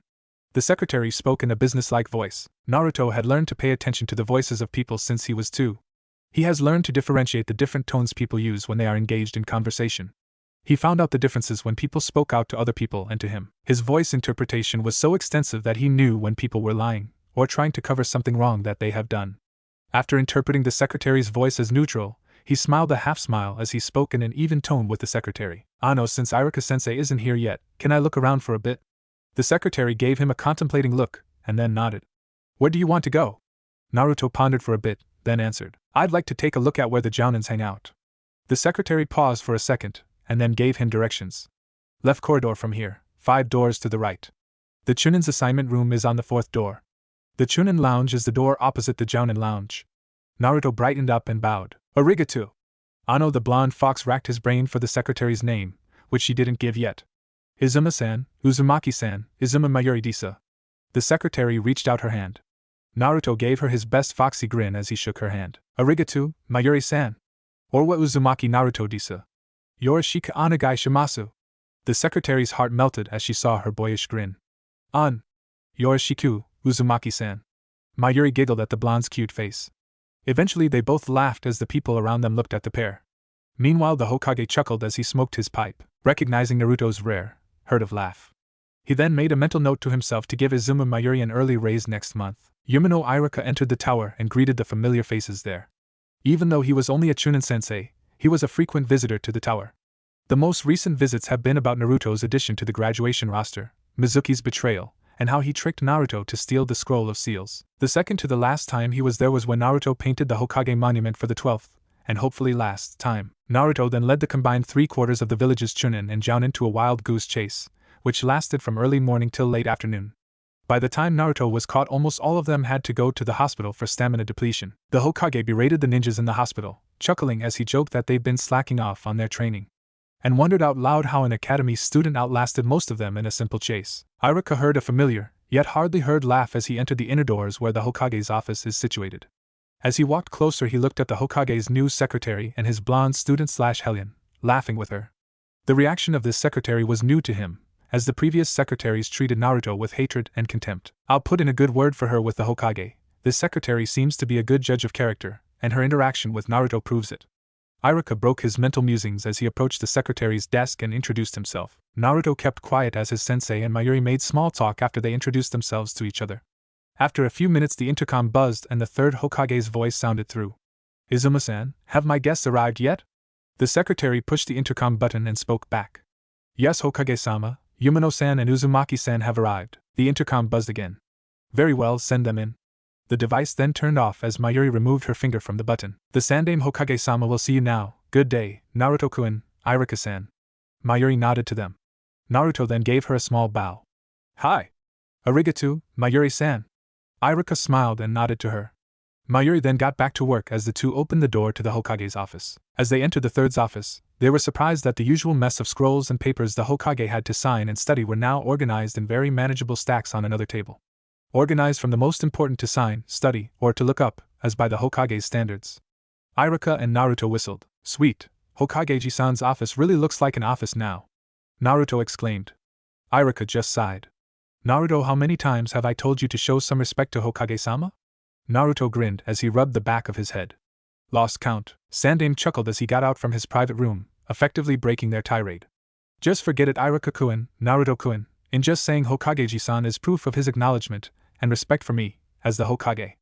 Naruto nodded vigorously at the statement. Hi. And the reason I call him Ji-san is because, well, Naruto hung his head as he spoke in a barely heard whisper. I don't have a grandfather of my own. Both of them heard his statement. Sarutobi nodded solemnly as he hugged Naruto. The blonde accepted the embrace as the Hokage patted his back. Iruka recalled how the Hokage gave him the same comfort when he was about the same age. As Naruto calmed down, the Hokage smiled at him. Well, Naruto-kun, how does that Hittite feel on your head? The blonde ninja grinned. It feels good. I'll take care of this Hittite very well, because Iruka-sensei himself gave this to me. Naruto and Iruka's smile was truthful as student and sensei both recalled their happiness of Naruto's graduation. The Hokage smiled as well. Well then, there is a reason that both of you have been told to report here. Now, if you would please follow me. The third then motioned to the door of his private quarters. Naruto and Iruka both nodded as they followed the Hokage to his makeshift bedroom, in which he sleeps in when he has to rise very early in the morning, or to retire when it was very late in the night. As they entered the Hokage's private bedroom, Naruto saw that the scroll of seals, which he stole yesterday, was opened all the way where the Hokage's letter to the savior of Konoha was located. Iruka looked puzzled as he approached the note of the Hokage's, and the dated footnote under it, which was dated just yesterday. Iruka looked at the Hokage with a puzzled face. What is this letter and footnote doing here, Hokage-sama? Sarutobi blew on his pipe. The Hokage's letter to the savior of Konoha has been read. As for the footnote and the date, I believe Naruto-kun can explain what it is. Iruka-kun. They then both looked pointedly at Naruto, who gulped loudly as the afternoon sun settled on Konohagakure. I am so screwed. Meanwhile, at the academy's meadow, Haruno Sakura and Yamanaka Ino were hanging around under a shade of a tree.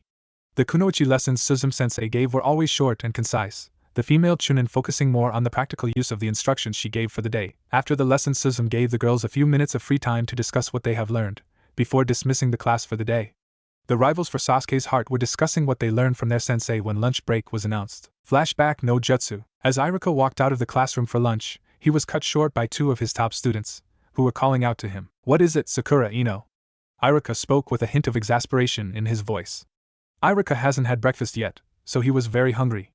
His stomach betrayed him at that exact moment, growling loudly as he blushed in embarrassment. Ino decided to take the lead in the conversation, seeing that Sakura was taken aback by Iruka's uncharacteristic tone of voice. Sensei, we'd like to know if what that Naruto said this morning was true. We saw him sporting a Hittite on his forehead today. Me, forehead girl, and Sasuke-kun didn't believe him because he's always making jokes and pranks and causing mischief. And now, we haven't seen him today after he showed up this morning. So did he really graduate early? Is that Hittite on his forehead really his? And why did you let him graduate earlier than us, and not Sasuke-kun? Iruka nodded as he listened to Ino's questions. Keeping a face of neutrality, he proceeded to answer them one by one. Yes, Ino, Sakura. Naruto and I decided that he had all the necessary skills to graduate earlier than all of you. Yes, the rule about early graduation is true. It is just kept from regular students because you need the permission of both of your parents and your sensei to attempt to graduate early. Graduating early sometimes stunts the student's growth as a ninja. If they are not careful, they even may die during missions. That is why it is up to the sensei, if the candidate for graduation is an orphan, to judge whether the student is ready to graduate or not, and if he has the necessary skills to do so. Early graduation has always been on the academy rules and regulations. It just isn't mentioned anymore on the official pamphlet the academy distributes to the parents of the students. The regular graduation age was adjusted so that clan prodigies, like Hyuga Niji, a year your senior, and geniuses, like Sasuke, will be kept on the same level as regular academy students. There is, of course, a reason for this adjustment. The most famous early graduates of the Ninja Academy were Hatake Kakashi, who is now an elite jounin of the Leaf, and Uchiha Itachi, one of our village's most famous missing nin, and S-rank missing nin. Of the two names I mentioned, the latter's early graduation had a bad repercussion on the academy. So the graduation age for academy students has been decided to be at age 12, and not a year earlier than that. And oh, the Hittite that you saw on Naruto came from me. I gave him my own Hittite, as the location we were in had no other ones nearby. This is a new one I am wearing right now. Ichiraku pointed on the forehead protector on his head. Now, if there are no more questions, I'd like to get my lunch. So if you'd excuse me, the two girls nodded as they stepped aside. Their expressions were of slack-jawed disbelief, including Sakura, who was speechless. Ichiraku chuckled at the expressions on his students' faces. He sensed another chakra signature spiking up, so he figured that Sasuke was listening in on the whole conversation. Well, I hope the fact that Naruto managed to graduate early will take them down a peg or two. Sure, I love my students like my children, but their treatment of Naruto isn't right. Parents have the right to play favorites to their children as well. Unfortunately for Ichiraku, his top 3 students will never hear his musings. Flashback no Jutsu Kai. The two rivals, usually shouting or insulting each other, looked the other in the eyes. Sakura managed to find her voice. So, it was true that Naruto really did graduate early. Ino nodded solemnly as she looked down on the grass. Yeah, I can't believe that the dead last of our class managed to graduate first. It's so surreal? The pink-haired girl piped up. The two kunoichi in training sighed, both shaking their heads. Bah! He probably won't make a good ninja for long. He's probably going to die in one of his missions anyway. The girl with the big forehead shrugged the fact of Naruto's graduation very quickly. Her blonde rival nodded. Right. He'll never be as strong as our Sasuke-kun, right, big forehead?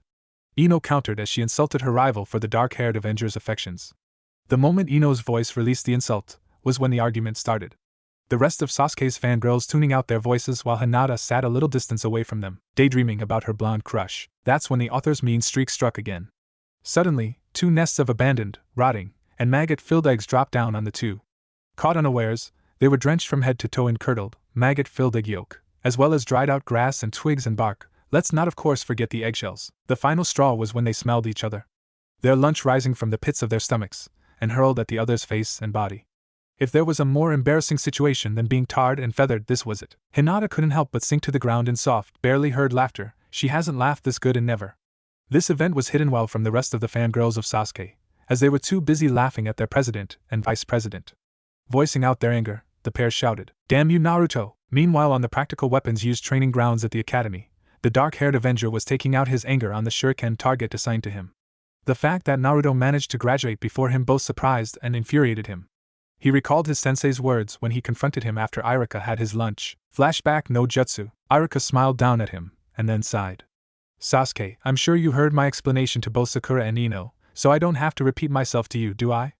And if you're going to demand an early graduation yourself, then I'm sorry to say that the window of opportunity ended yesterday. And as your sensei, I cannot give you permission to graduate early. I have also explained why earlier. Ichiraku smiled as he left the Uchiha Avenger TM to his thoughts. Flashback no Jutsu Kai. The author was too lazy to look into the angst-ridden mind of one Uchiha Sasuke, who he had described aptly enough in Chapter 2. Let's just say that it was about Naruto, his parents, his clan, his brother, restoring the clan, and his revenge. Lame. But he'll indulge the Sasuke fans out there with another look-see. As he emptied his shuriken holster, Sasuke's thoughts turned to Ichiraku's lecture about early graduation. The fact that geniuses and prodigies were held back to the same level as regular, no-talent students incensed his prideful mindset. While dead lasts like Naruto were permitted to graduate early, add to that the fact that Ichiraku mentioned his brother as an S-class missing nin, the highest rank hidden villages give to missing nins, and he was throwing his angst aura enough for the males in his fan club to avoid him, as well as the rest of the male class. Isamu-sensei left the class to their own training, to discuss something with Suzume-sensei. Figuring that with Naruto not around anymore, nothing would go wrong. HMMN, do ninjas believe in Murphy's Law? Oh, how wrong Isamu-sensei was. That dope. How did he manage to graduate before me? How? Damn it. If I couldn't even beat the dobe in a mere graduation test, then how can I kill my brother? The Uchiha clan must be avenged, and then restored in its former glory. Otherwise my parents and my clan's spirits will haunt me, begging me to avenge their deaths. I will surpass that dobe. 1 year won't make a difference for me or for him. He'll always be the dobe. The dead last. The idiot. He'll see when I surpass him again. Heh. He'll never be as good as a ninja as I am. But that bastard Itachi is an S-class missing nin. I've heard that it's the highest rank given to nins who turn traitor to their village, but I'll surpass my brother as well. After I kill him and avenge the clan, I'll find a girl, particularly a girl with a bloodline limit ability, and then I'll restore the clan to its former glory. Now you see why the author doesn't even bother writing Sasuke's monologue? As he threw shuriken after shuriken on his target, he didn't notice that one bounced off to one of the traps a jounin placed in one of the trees. Hatake Kakashi, in his drunken state, had made explosion traps on a tree half-assed, and promptly forgot to disable them in the morning, along with his hangover. There was no way to trigger the strategically placed logs filled with a dozen half-activated explosion notes hidden with a powerful genjutsu the regular way, unless you bounced off a strategically thrown shuriken to them, or in this case, an angst-ridden throw to. Oh, Asuke's heir. Sasuke's eyes widened as 24 logs, filled with a dozen explosion tags each, converged on his position. Meanwhile, the rest of the male academy students managed to get away from the Uchiha's immediate area. 4 eyes, okay, 3 eyes, one was covered by sunglasses, and the back of the crowd widened in amusement at the Uchiha's latest ongoing misfortune. Oh, how revenge is sweet. Sasuke shouted a curse directed at his rival, as explosions rocked the academy training grounds. Naruto, want to know what happened to our brooding Bishounen? I'll get back to him later, I think. Once again Naruto pulled out his hanky just in time to cover 2 very loud sneezes. Wiping his nose clean, he grinned at the 2 men before him. Looks like someone's been talking about me. I've been sneezing all day. Ichiraku and the third grinned with him. The tension in the room having been diminished, Naruto sighed and walked over to the scroll, touching it fondly. My life was changed yesterday, because of this scroll. Hokage-sama, Ichiraku-sensei. At Naruto's serious voice, the Hokage and Ichiraku's eyes visibly widened. What happened, Naruto-kun? The third inquired at the boy. Naruto smiled wistfully. I met them, Hokage-sama, 3 of the 4 faces on the monument there on the mountain. I have met them, and the day before yesterday I have only known their faces and read about their strength and bravery on the academy books. I have met your younger self as well. I can truthfully say that you were the wisest and the most knowledgeable Hokage among the 4. Seeking Naruto's eyes for a hint of mischief, the 2 men found none of it on the boy, no, the adult before them. Ichiraku thought he was seeing and hearing things, but here was Naruto, speaking like a mature ninja of the leaf. Who did you meet, Naruto? Naruto smiled as he grasped the scroll.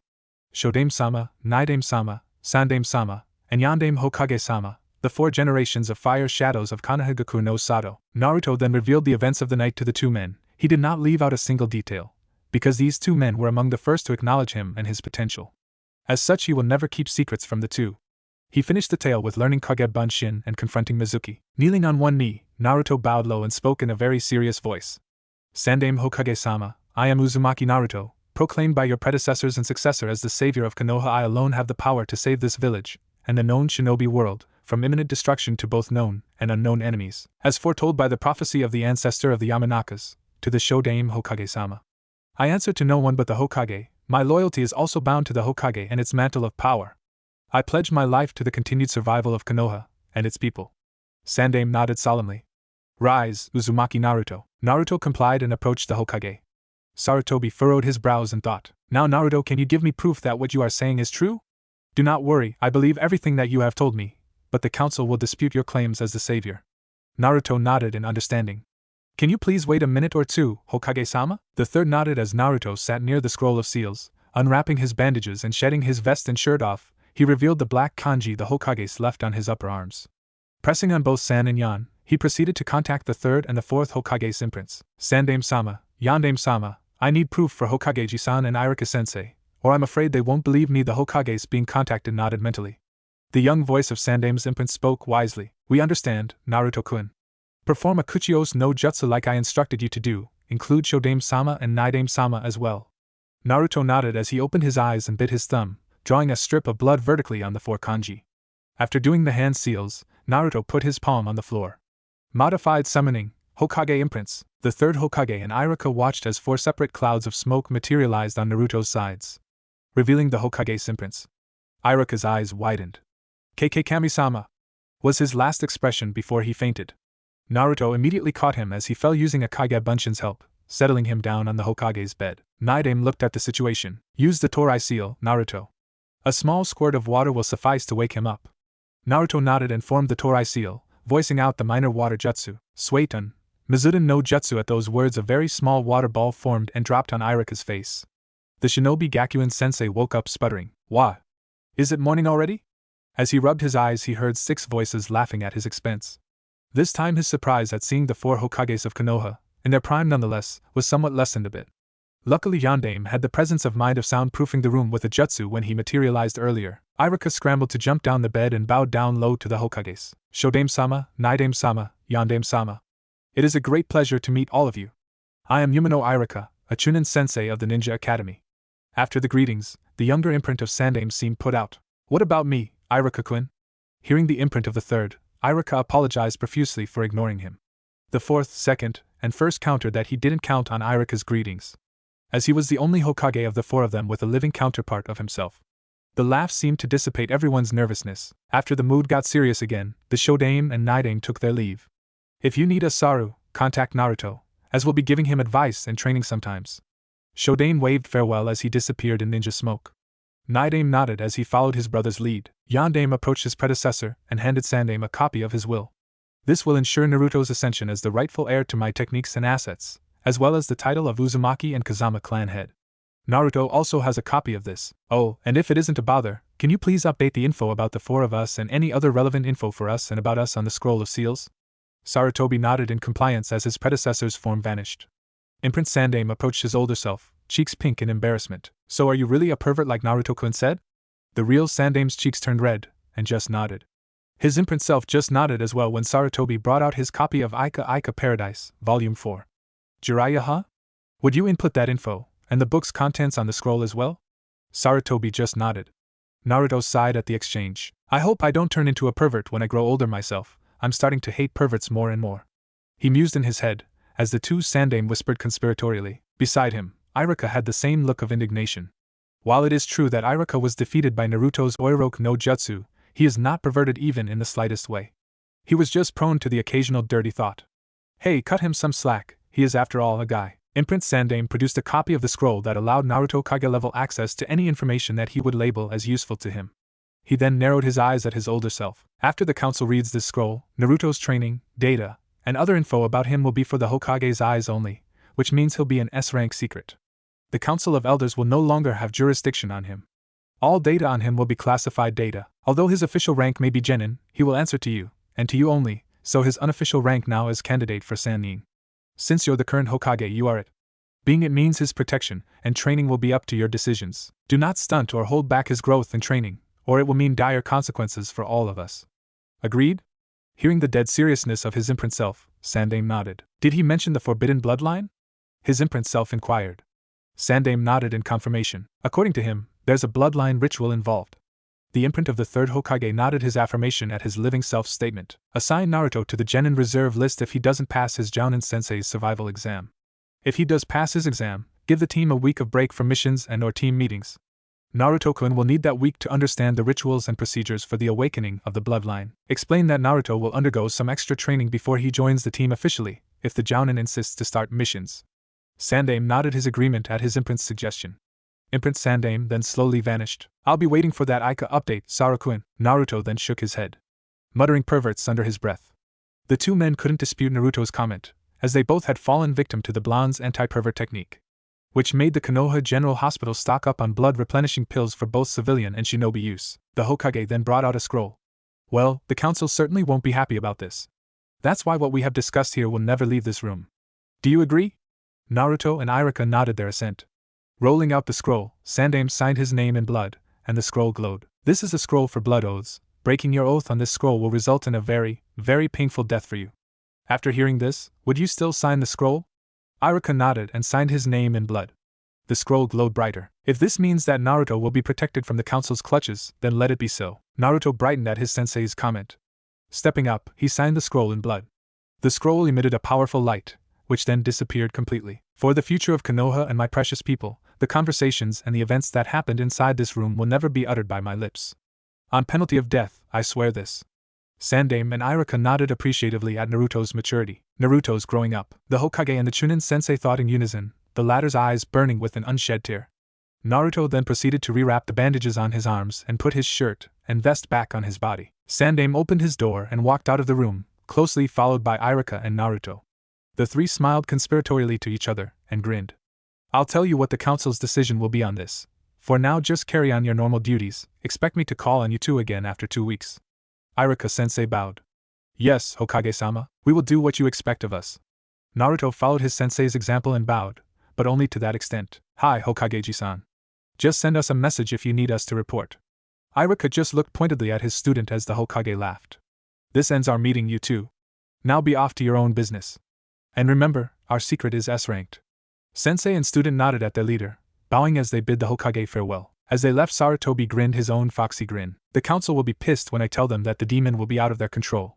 But I wonder what their reaction will be when I tell them that their demon was destined to save their lives. The third-generation Fire Shadow mused as he smoked his pipe, planning on how to break the news to Konoha's council of elders like a bombshell. The Hokage may be old, but he loved Naruto's pranks, and decided it was high time he tried one of his own. He also had a mean streak or two, old age be damned. Finally, the academy ended for the day. The whole student body was talking animatedly, instead of usually complaining at the end of the day. The rumors flying around the female academy students were about the unusual bad luck of the president and the vice president of the Uchiha Sasuke fan club of Konoha. The latest gossip was that 2 nests full of rotten eggs had fallen on the 2 fangirls, which of course were Harino Sakura and Yamanaka Ino. They were now so stinky that a skunk, an animal rarely seen in Fire Country, actually had the nerve to wrinkle his nose at them, and proceeded to stink them more in retaliation. The rumors on the grapevine said that if you came close to either one of them within a 5-meter radius, you'd actually faint. The male part of the academy's student body, the ones who bothered to gossip, told the others the recent misfortune of one Uchiha Sasuke. At the class of practical weapons use, an errant shuriken thrown by the dark-haired Avenger eerily disrupted a powerful Jounin-level genjutsu on a tree where the Uchiha's target was placed in. Said errant shuriken triggered the half-assed explosion trap, which released 24 logs filled with 12 explosion tags each on the Uchiha. As the logs homed in on their target, 2 of logs bumped each other, making the notes on said logs to go boom, which caused a chain reaction of explosions. Sasuke had barely managed to pull multiple kawarimi out of his ass, and by the time 23 logs were destroyed, he was out of chakra. The last log bumped his rear hard. That was the moment when the log's rope snapped in 2, which sent him flying out of the boys' training ground into the girls' meadow, where Suzume-sensei taught her kunoichi classes. While in the air, Sasuke was blaming his misfortune on the academy's resident prankster. That's when the explosion tags on the last log exploded in unison. The notes somehow eerily avoided Sasuke's prized jewels, his precious hair, and his face. But by the time he landed in the girls' meadow, he was in his birthday suit, literally. He proceeded to run away from his fan club, but naked. The fangirls got rabid and pulled out cameras, still film cameras, and still digital cameras. One fangirl mysteriously pulled out a large, digital video camera from her small bag. Catching Sasuke's form and natural in the woods came only once in a blue moon, and the fangirls who missed the shirtless Sasuke episode capitalized on the present opportunity. The gossip said that Sasuke was still hiding on the academy training grounds, but unfortunately his fangirls were on the prowl for a glimpse of naked Sasuke TM. Meanwhile, the male class of Naruto's batch, the ones who didn't care about Sasuke and was not part of the male division of his fan club, were talking amongst themselves. They were at the center of it all. They saw Sakura and Ino's stinking personalities. They were there when Sasuke got hit by the log which sent him flying, and when they heard him cursing Naruto's name. They also produced cameras and were the first to picture Sasuke in his naked, angst-ridden glory, while he was still in the air no less, while the fangirls only got ground shots. The black market will be filled tomorrow with Uchiha Sasuke's spy shots as fangirls got ready with their money. Needless to say, they were all laughing their stomachs off as they left the academy. Pumping their fists upward at the red sun, they saluted their resident prankster, now a graduate, in thanks.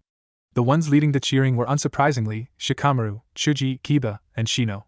Hinata and Shino were cheering for Naruto in their minds, of course, even though he wasn't there to witness what they have witnessed, and even though he wasn't the one responsible for the misfortunes of the most irritating and annoying of their classmates. They honored him with one final hurrah. To Naruto, we will never forget you. Good luck out there. And we thank you for today's memories. Hurrah for Naruto, our resident prankster.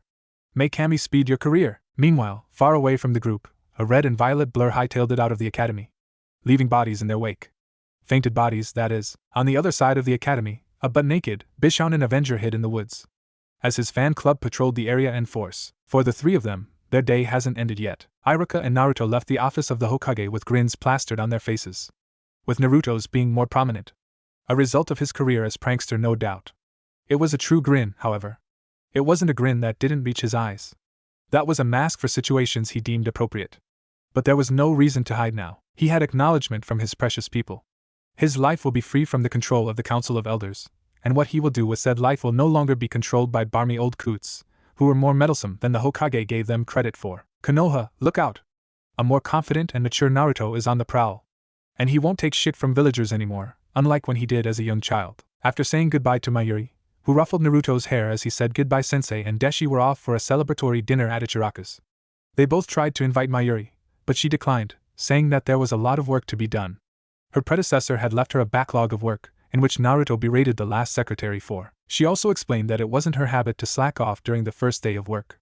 Naruto decided to take the advice to heart, and mentally noted to ask Mayuri for more tips about hard work. Saying goodbye to her for the second time, they left the administration building. As they were walking, student and sensei talked about the events of the day. Iruka asked Naruto what happened during their team meeting. Naruto then told Iruka about Guy and his teammates. After a few minutes, Naruto had a question. Ne Iruka-sensei, do you have a copy of my teammates' full info? I'd like to read them if you don't mind me requesting a copy. At this intelligent question, Iruka raised an eyebrow. Why do you need a copy of their dossier? I have one on file, of course, in my home. I've always kept a personal file of all the students I've taught. Naruto's face was held in thought as they kept walking. Well, I had learned a few things about them when we introduced ourselves in front of Guy-sensei, but I still don't know squat about who they are. So I'm going to need to know them better. I have a feeling that Team 9 will be together for a long time, even after we become Chunin. So I need to learn more about them. And do you have Guy-sensei's info as well? Because I need to know at least what to expect tomorrow on our survival exam. As Naruto finished, he turned his head to look at his sensei. Iruka had a dumbfounded expression on his face. Are you sure you're not sick or hallucinating, Naruto? At his sensei's question, he pouted. Iruka-sensei, I thigh. The blonde fox whined as his sensei grinned at him. Mao, you're enjoying my suffering, aren't you? Iruka chuckled as he put an arm around his favorite student. Just getting some payback. With you being genin, we won't see each other that often anymore. So for the rest of today until tonight, we're going to spend time together. Just the two of us. Naruto's head hung low, realizing that what Iruka said was true. Naruto visibly brightened again when Iruka said that he would spend time with him. Hantu? We're going to spend the rest of the day together? Iruka nodded in confirmation.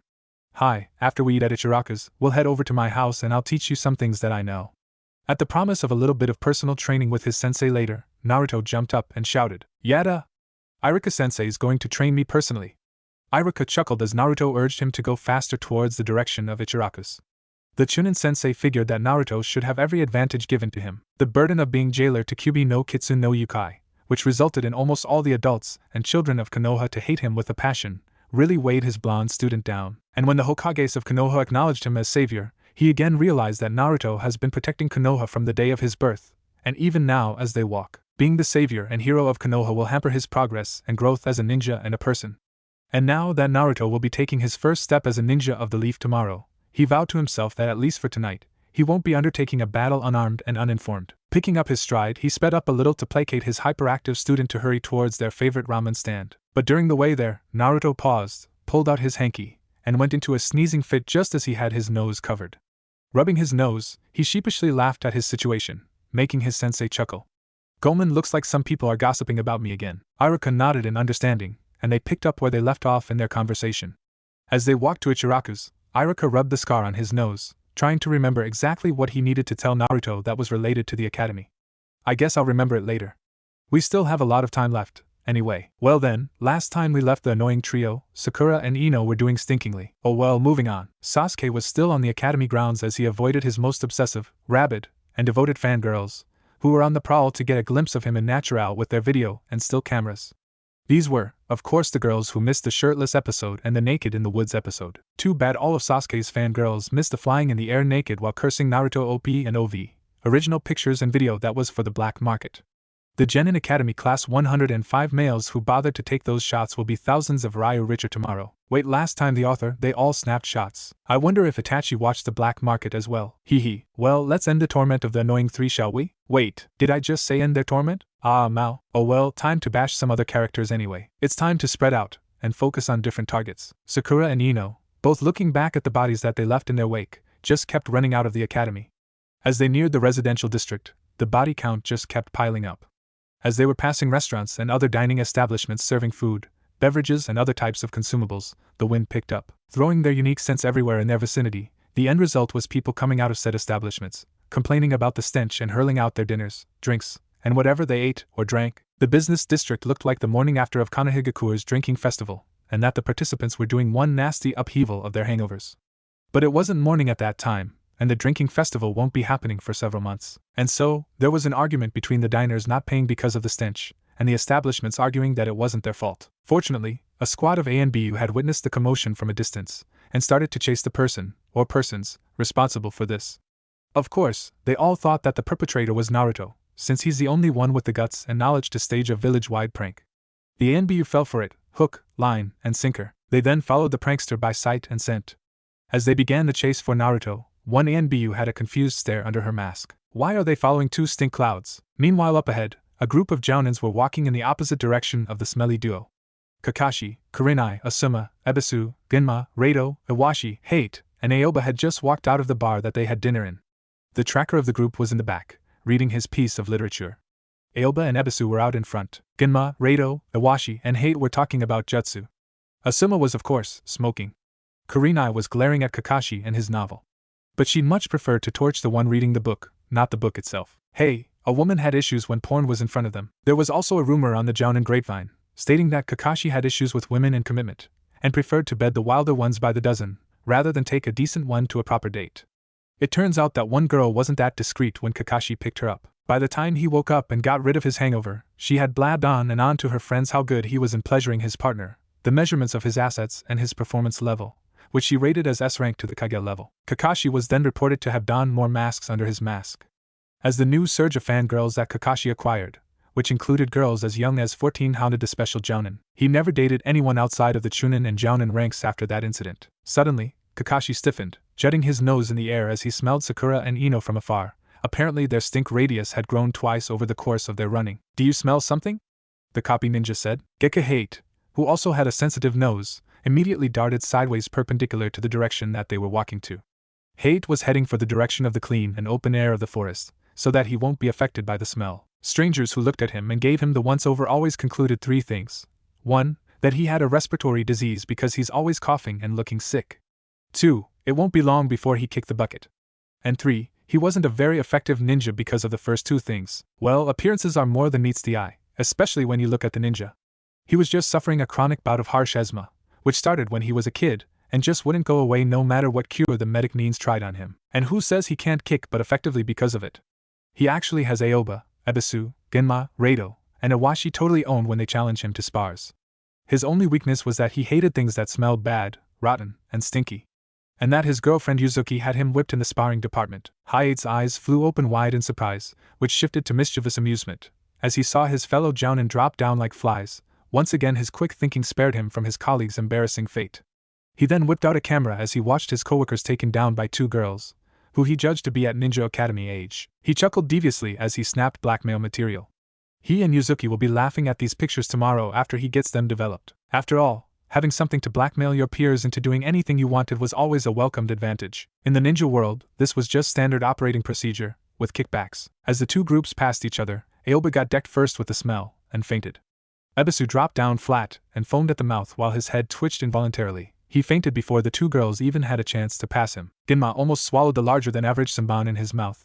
Luckily his gagging reflex reacted as he hurled, which popped it out of his throat. He promptly fainted after that though.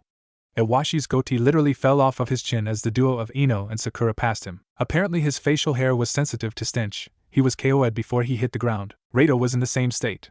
His burn scars were twitching involuntarily in his unconsciousness. Kurenai used genjutsu on herself to cut off her smelling sense. What she wasn't prepared for was the second wave of stench when she turned it off. She fell to the ground in unconscious bliss, her eyes twitching in anger, surprise, and resentment even if they were closed. There was only one thing on her mind as she blacked out. What the hell? Kakashi managed to lift his Hitai up, and tried to stop the girls via genjutsu hypnosis with his Sharingan. He wasn't expecting to copy jutsus from the two. As the stench saturated his nose, he fell as well, dreaming of Ika scenarios with him as the male character. The unnamed jutsus floated to his mind for later retrieval. Asuma thought he was safe when he jumped to the trees as he saw Aoba fall. It was then that the stench coming from Ino and Sakura, which had an aerial height of 4 meters, reached his branch. Asuma's eyes rolled to the back of his head, and fainted from the smell, falling on Kakashi in a very scandalous position. Hate made sure that he had extra copies of Asuma and Kakashi, and pulled out another roll of film before his friends woke up. Oh, how the mighty have fallen. Ino and Sakura didn't realize it, but they took down 3 elite jounins and 5 jounins, without even trying. And in defeating Hatake Kakashi, they unknowingly avenged their dark-haired crush's indignation. Eventually the ANBU squads increased in number as they tracked Naruto all the way to the residential district, which loomed a few meters ahead. All of the ANBU had learned not to underestimate Naruto's pranks. In fact, it was one of the standard protocols to include Naruto's exploits when ANBU inducted new members and had them briefed of their duties. The squads following Naruto were now 5 in number. 20 ANBU were now tracking the unsuspecting Ino and Sakura. One ANBU, a Hyuga, was wondering why they were following 2 stink clouds instead of 1. She recalled her induction to ANBU, and had leaned that Naruto did this prank once or thrice during his early days in the academy. Her doubts forced her to activate her Byakugan. With her telescopic sight, she told all the squads that their targets were 2 girls around academy age. Confused, the captains of the squads asked for their descriptions. The ANBU squad leaders then checked the recent academy roster that they produced from a member of the second squad that decided to follow Naruto. As Ino and Sakura's identities were revealed, the other 4 squad captains called off their squad's pursuit. Once again, Naruto had duped them. And he wasn't even in on this prank. They all sighed as their egos were taken down a peg, as they accepted defeat from the blonde fox. The original ANBU squad, who assigned themselves to the task of following what they thought was Naruto, just chuckled nervously behind their masks. No big matter, they were newly inducted ANBU anyway, they were bound to make a rookie's mistakes. But academy students or not, this act of randomness won't be tolerated. The ANBU squad separated off when their targets did. Their identities were confirmed when each girl entered their homes, causing screams of outrage and indignation from their parents. It was all muffled because of the ones making the noises were covering their noses, not to mention the walls and doors further muffled the voices. Immediately the parents, especially Ino and Sakura's mothers, ushered them into the bathroom to clean the unsavory smells from their daughters. Sakura and Ino were muttering Naruto's name as they went to their respective bathrooms, as their mothers tagged along.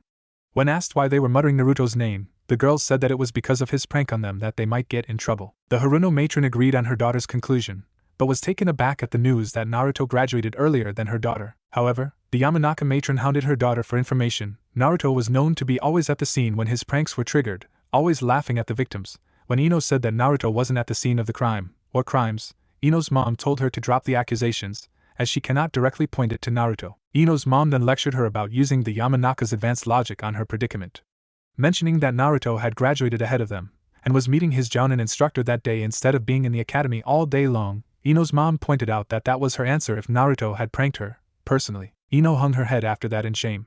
At least one mother doesn't think that lowly of Naruto, I think. The sunset on Konoha was as lovely as ever as the day ended. But this day will be remembered in Konoha as Naruto's day of pseudo-pranks because he managed to prank the top 3 students of his batch without him being there at all. After receiving the reports, the Sandaime Hokage laughed heartily and loudly, but that did not stop him from imposing punishments on Uchiha Sasuke for indecent behavior and flashing, and Yamanaka Ino and Haruno Sakura for the village-wide disturbance they created. Speaking of Sasuke, the Ninja Academy fangirls gave up and went home. He managed to get out of the academy unseen under the cover of darkness. But then, when he was at the residential district, heading for his apartment complex, the fangirls that adored him from ages 14 to 20 ambushed him, and took pictures of his nakedness. He sighed and hung his head in defeat as he ran away from them, covering his privates. But it didn't deter him to curse his rival. The number 2 person besides Itachi, who had the ability to torment Sasuke. Naruto, Ino, Sakura, and their moms, didn't leave their bathrooms until morning the next day. Sasuke managed to shake off his fangirls by hiding again, but by the next 2 hours, he contracted the common cold and flu from staying outside for prolonged periods, with nothing to wear. Ino and Sakura were in the same predicament, from staying in the water for too long. No matter, Sandaime sent notes to all 3 Ninja Academy students. Their punishment was a week of suspension from the academy. Also, 3 kinjutsus were created that day: Haruno Sakura's Stinky no Jutsu, Yamanaka Ino's Smelly no Jutsu, and Uchiha Sasuke's version of Naruto's anti-pervert technique, which targeted girls. Sexy no Jutsu, Sasuke. Sexy no Jutsu, Sasuke style. Sandaime Hokage-sama had a wicked grin as he added a footnote. Inspired by Uzumaki Naruto, the author writes that justice has finally been served. He had pawned Naruto's main tormentors in the academy thoroughly. In writing this, he hopes that this chapter will be the last appearance of the annoying trio in his fan fiction, as he writes further chapters. He hopes that he will not write about them any more than necessary, and that if they should appear again, a year would have passed in Naruto's training, along with Guy's Team 9. Or if he were to write about them, it would only be in snippets of scenes, or brief visits. Naruto and Ichiraku swapped tales as they walked towards Ichiraku's house. Naruto had been there several times in his academy days. The Chunin always found the blonde on his doorstep when the villagers get overbearing and lash out at him personally in more violent ways, since they found out that they couldn't step inside Naruto's house anymore to trash the place, as it was barred from them using advanced locks, which they couldn't find a way to undo. In a way, Ichiraku was very happy that Naruto wasn't coming over for the usual reasons. He watched his student as he walked beside him. A little sad that his student had taken a stop closer to his dream, but at the same time happy, as a parent would when his child achieved something great. Naruto, meanwhile, had feelings of sadness and happiness as well. He was happy that people acknowledged him, despite what he has under his navel, especially his Ichiraku-sensei.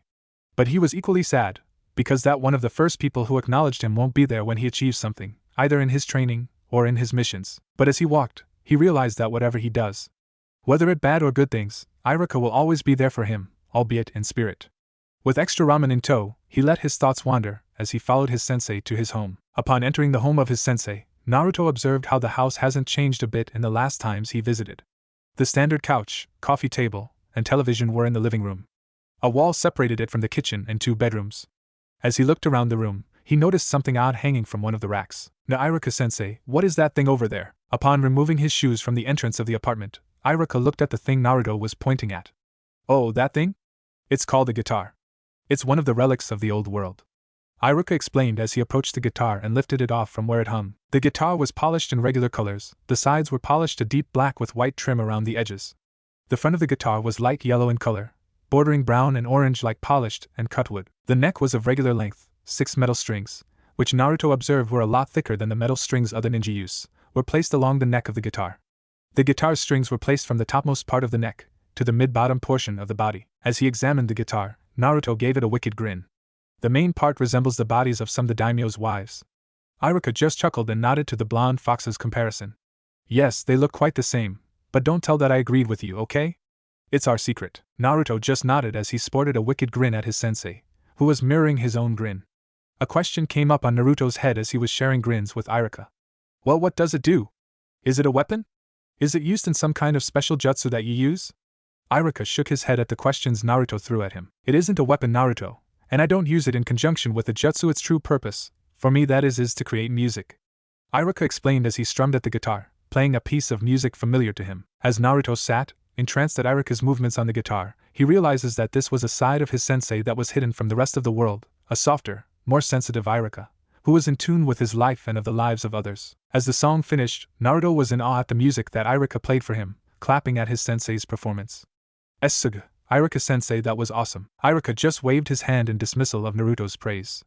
Saying that he wasn't one of the best players, he then told Naruto how he had come across the relic. I was on a mission near Kusagakure when I came by a stall that were selling several of these. The owner of the stall told me a little history of the instrument, and how it was lost eons ago with the advent of the demons and the last war of the world.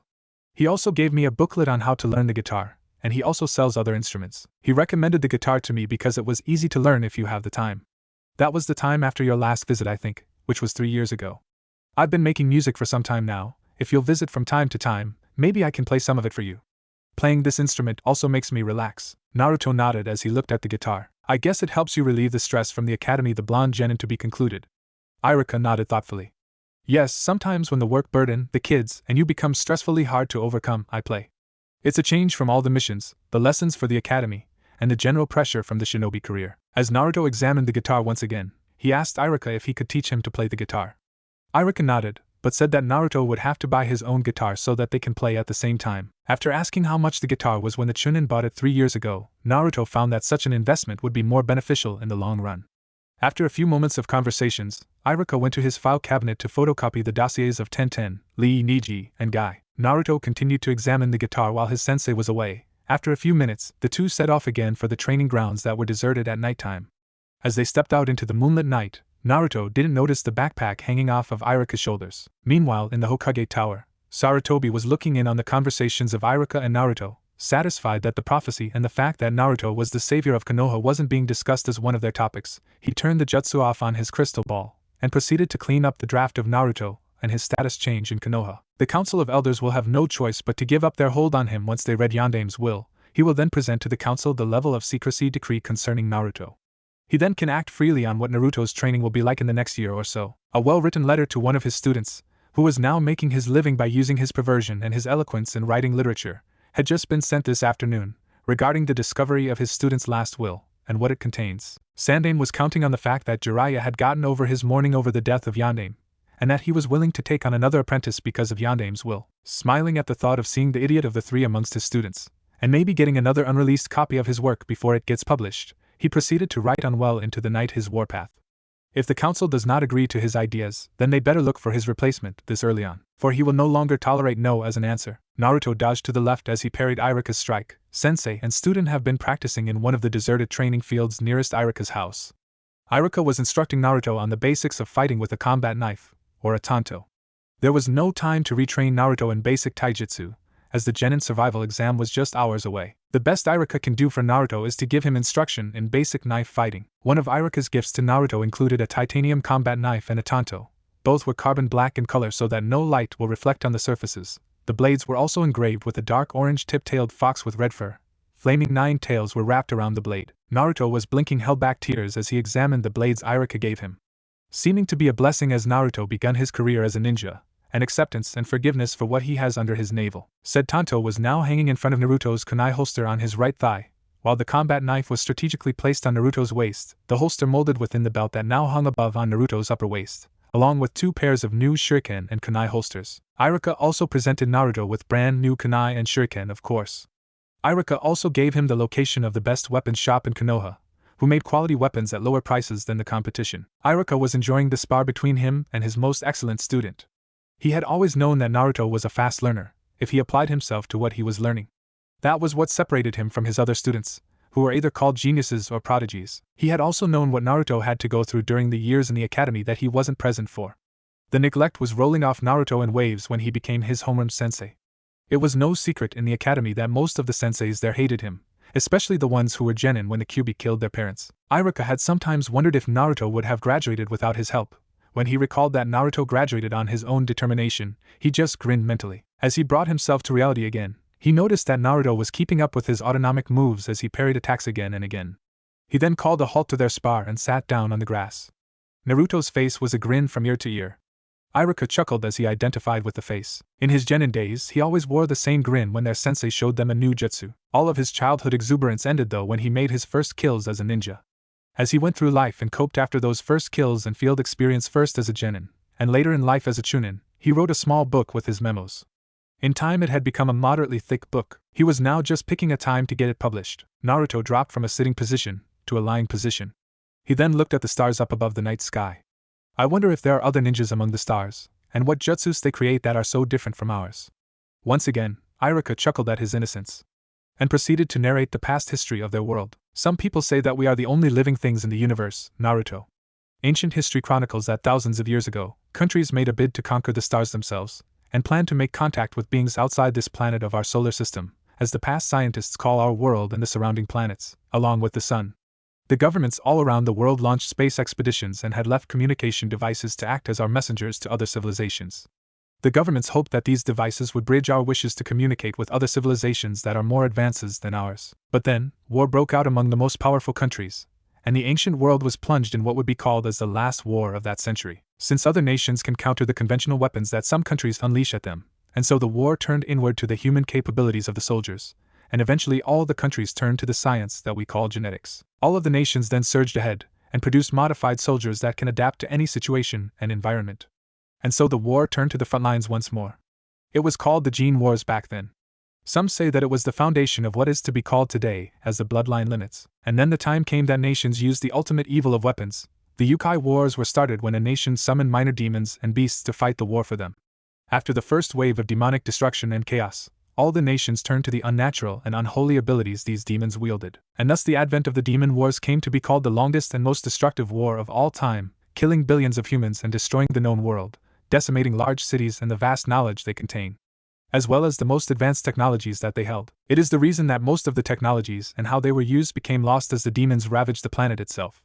At the height of the wars, the tailed beasts like the Kyuubi no Kitsune no Yukai, and other tailed demons, the fiercest and the strongest of them all, were drawn into this world. As the tailed beasts fought amongst each other, cities were gone in a night, mountains collapsed, rivers trickled dry, forests burned to embers, and the continents drifted in together to form a new world map. The tidal wave of this new war plunged our already crumbling world into darkness at its climax, which lasted thousands of years. The technologies and advancements we have come to rely upon were now lost. But once again, human nature and the indomitable spirit that we have carried to the beginning of our species until now, found a way to survive. Our humanity saved us from the brink of extinction. The Yukai that were still around taught us how to use their energies, thus chakra was born. The capability to fight against the Yukai was more apparent in the people that the Yukai touched, befriended, or in some instances, had mates with. Thus the Bloodline and Bloodline limit clans were born. With their strengths, and the newfound way to manipulate the energies which the demons were using themselves, the humans fought back and drove some of the Yukai to extinction. Some Yukai were sealed like your tenant, or the Yukai fought amongst themselves and killed each other. Ichiraku turned to look at his student, and looked at the stars himself. And now, here we are, several thousand years when the Yukai were driven back, and several hundred years later after the formation of the hidden villages, we still encounter some of the Yukai that are still loose out there, and that some of the hidden villages, like Kumogakure and Iwagakure, are hostile with our village. Thus we are at an impasse situation with some of them. But with the Chunin exams held biennially in the allied countries, the chances of all-out war have been reduced. The technologies that were lost are still being unearthed and rediscovered as time goes on. The only difference is that we are able to draw the power that Yukai once called theirs. Even if it's just a simple version of it. Ichiraku finished as he looked at his student, who was on his side and listening to him with rapt attention. Naruto then nodded and smiled at the small history lesson. Ichiraku-sensei. If you had summarized the history of our world like that in our lessons, we would have finished with world history a long time ago. The blonde ninja stood up while brushing off grass and leaves on his clothes. That was when he received a bop in the head. He rubbed his head as he smiled cheekily at his sensei, who was now looking at him with disapproval. Shaking his head, Ichiraku told Naruto that the break was over. It was now nearing 8 in the evening, and he still had much to teach his blonde student. A few hours later, it was nearing 11 p.m. when Ichiraku ended their training session. Ichiraku toted a backpack while they were traveling. Naruto hasn't seen the backpack before, so he figured that it was for carrying Ichiraku's ninja tools and such. At the crossroads where they agreed to separate, Ichiraku slipped the backpack off his shoulders and handed it to him. At his questioning glance, Ichiraku explained what the backpack was and what it contained. Remember the night when you kicked Mizuki's butt? Naruto's face lit up in a grin as he recollected what happened that night. He nodded after that. You asked me for some things that will help you on your training, right? Well, all of what you asked is in this backpack. I've also added some things that you didn't mention to include. I think all of the things inside there will greatly help your training. Ichiraku then asked Naruto to turn around. He then slipped the backpack on his student's shoulders from behind. Ichiraku fought his brimming tears as he realized the significance of what he was doing. The fact that I am giving this backpack to him means that I am accepting that he is no longer my student anymore. As he adjusted the straps of the backpack, Ichiraku turned Naruto around, kneeled, and hugged him. Tears spilled in his eyes as he fought back sobs. Hey, be careful out there, okay? Don't be arrogant and loud. Always think before you do something or take up an action, or come to a decision that may be irreversible, or you may wind up dead before you become Hokage. That would be pretty stupid to do, you know? At Naruto's silent nod, he continued, the things I gave to you really made a dent in my savings account, so I won't be treating you to Ichiraku for several months. Again, Naruto nodded in understanding. If you're not sure about something, need a sparring partner, or if you just need someone to talk to, just visit me at home or at the academy, and we'll see what we can do. Ichiraku wiped his tears with his sleeve as he broke the hug, and stood up. He just laughed as he saw tears streaming down his student's cheeks. You've been crying, he snorted a laugh at his student. Naruto pointed back at him, along with a sad pout. Well, you've been crying too. At this point Sensei and Deshi burst out in laughter, which died down as fast as the tears did. In a spur-of-the-moment decision, Naruto walked up to his sensei and hugged his waist. I promise I'll be careful, can't be Hokage if I'm dead, can I? The next time we meet I'm going to be the one treating you to Ichiraku. And expect me to kick your butt when I need you as a sparring partner. Naruto smiled as he broke the hug. Waving farewell to his sensei in silence, he turned around and ran to the direction of his house. Ichiraku watched his soon-to-be former student's progress as his form vanished into the night. Walking in the direction of his own apartment, he brushed an errant tear off his eye. Naruto, be careful out there. You're like the son I never had. I don't know what I'd do if I lost you. Unknown to Ichiraku, Naruto was musing the same thing in his mind at the moment, as he ran to his apartment. You're like the father I didn't have the time to know before he died. Ichiraku-sensei, I promise to apply everything you taught me in my career as a ninja. If there's one person I need to become Hokage for, it would be you. Meanwhile, inside Naruto's mind, four humanoid figures began to materialize in the recesses of Naruto's subconscious. The imprints of the Hokages of Konoha began to restructure themselves at the edge of Naruto's subconscious. As the Hokage's forms finally stabilized, they each fanned out and looked at Naruto's mind, and the state of neglect, abuse, hate, and coldness that it had endured in 11 years. The Yondaime was feeling extra guilty as he examined the dark, dank, sewer-like state that Naruto's subconscious was in. According to a research that he had done while still alive, only people who were battle-hardened, or had serious mind disorders had this kind of subconscious. How does he handle it all? This mind has been suffering for so long, I'm certain that it's only a matter of time before it cracks. Shodaime was nodding at the fourth's findings. Being close to the founders of the Yamanaka clan, he has seen mind states that were like this, but not to the extent of what Naruto's mind is suffering. Yes, Naruto's current state of mind is rather unstable right now, but with more people being friends with him and acknowledging him, his mind won't look like this for long. All he needs is more friends and more encouragement. Sandaime rubbed his chin as he examined the dark passages of Naruto's memories. With his peers, he was a calm, comforting presence, but inside the warm mask that he gave to his subordinates, he was seething at his real self. How could Sarukun allow this? I believe that my real self is planning something to change that. We just need more time to plan out Naruto's ascension as the true savior of Konoha. For now, all we can do is strengthen and improve his mind so that the QB cannot exploit his vulnerabilities. Yondaime is accurate about his conclusion on Naruto's mind as whole. I am going to have some really nasty things to say to my old self when next we meet. Once again, the professor's words and opinions were accepted by the group. As they converged together, Naruto asked the Yondaime a question. Is Naruto your real son and heir apparent? The others were looking at him for an answer as well, including Imprint Sandaime. Feeling that he was cornered, Yondaime shook his head. I do not know for sure if he is my son. When I got to the hospital, I immediately rushed to the ward where the newborn babies were being cleaned. There was only one babe who was born that night. Without looking at the name tag on the baby's wrist, I whisked him off from the nurse's arms, took off the name tag, immediately summoned Gamabunta, and headed off to the location where our shinobi were fighting the Kyuubi. Yondaime took a deep breath and continued, You all know what happened next. After sealing Kyuubi in Naruto's navel, I died. As an imprint, I have no recollection of what has happened after I sealed Kyuubi. I am like you in mind state. We are only the last thoughts and wishes of the Hokages that we portray. That we are only a way of storing information inside the scroll of seals, and that we have almost all the memories of our real selves. But for now, we will just have to wait for Sandaime's updates on the scroll of seals. Yondaime finally finished his explanation to the others, who just nodded in assent to his explanation. Naruto once again joined the conversation. I believe this is the appropriate time to check up on Naruto's tenant. This is also a test to see if Aniki still has his bijou controlling abilities, even though he is just an imprint. It is also a test to see if Aniki's bijou control has been passed down to Naruto as well. As Naruto finished, Yondaime added a suggestion. I think we should wait until next night. If I remember correctly, Naruto needs his sleep, as he has to take the Genin survival exams tomorrow.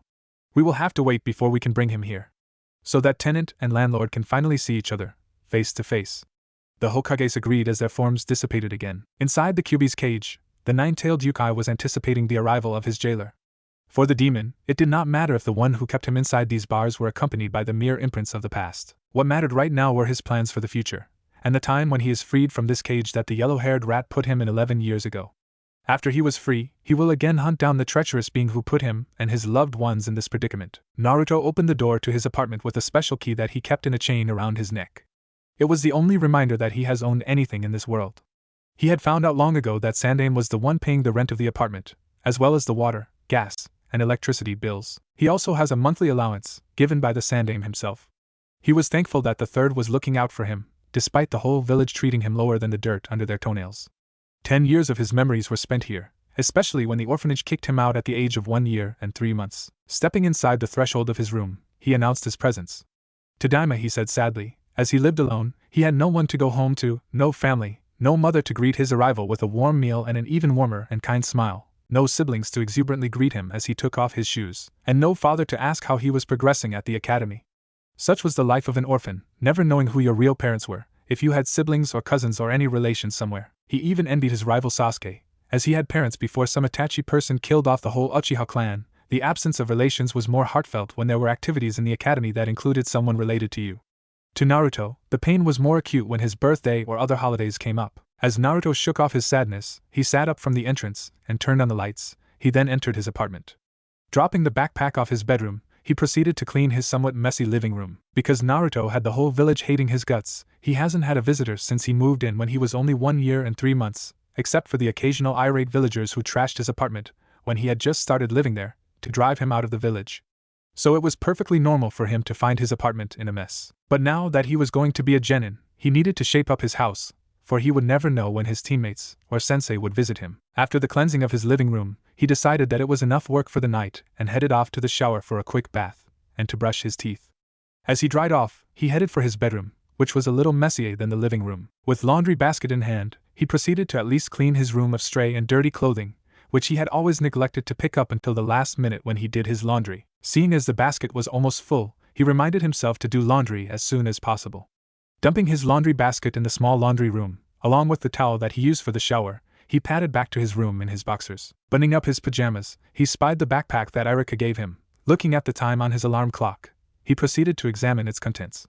Opening the zipper, he spied a scroll of above-average size with a note tied in its seal strings, along with rolled-up papers containing the dossiers of his teammates. Naruto then read the attached note on the scroll. Naruto, congratulations on becoming a graduate. This scroll, and the contents on this backpack are filled with training tools and aids with you in mind. This big scroll contains scrolls with ninjutsu, taijutsu, and genjutsu of basic genin level.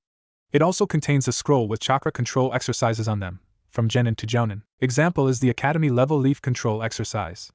I also have some basic elemental jutsu scrolls in here, like Suitun, Mizu Kanai no Jutsu. Some practical jutsus for everyday use like the quick drying jutsu, and regular, non-elemental offensive jutsus like Kage Shuriken and Kage Kanai no Jutsu. I also gave you 10 pairs of clothes, in stealth colors that you can mix and match. I've also provided a scroll to contain them. I know about the irate villagers who vandalize your apartment from time to time, so this is a good solution. Remember the belt I gave you along with the knife? If you take it off, you'll find that there are seals on the holster of the knife. Just press the different seals and see what happens. But that would be for later. I have also added some books and scrolls for you to read and learn. Now, don't make that face, Naruto. The Tai Chi and meditation books will help you greatly. Trust me on this, please. I've never taught you anything that you can't apply on in life. Haven't I? I have also put 2 scrolls on the bottom of the bag. These scrolls contain a kodachi and a ninjutsu. These are for when you master the knife and tanto forms I have included on a scroll in the large scroll. Remember that there are no shortcuts to hard work and perseverance, so I want you to master the tanto and the knife forms of fighting, as wielding swords of greater length are taxing to the body. So I just want you to practice with the tanto and knife until you're proficient enough to bring down someone twice your size with them. I have also given you gravity weight bands. What are they, you ask? They are just bands with seals written on them in permanent ink. Activating them will increase the weight and increase the gravity in that part of the body. Unlike training weights, which you can only put in specific parts of your body, weight bands can be easily put on or off in areas of the body that get neglected.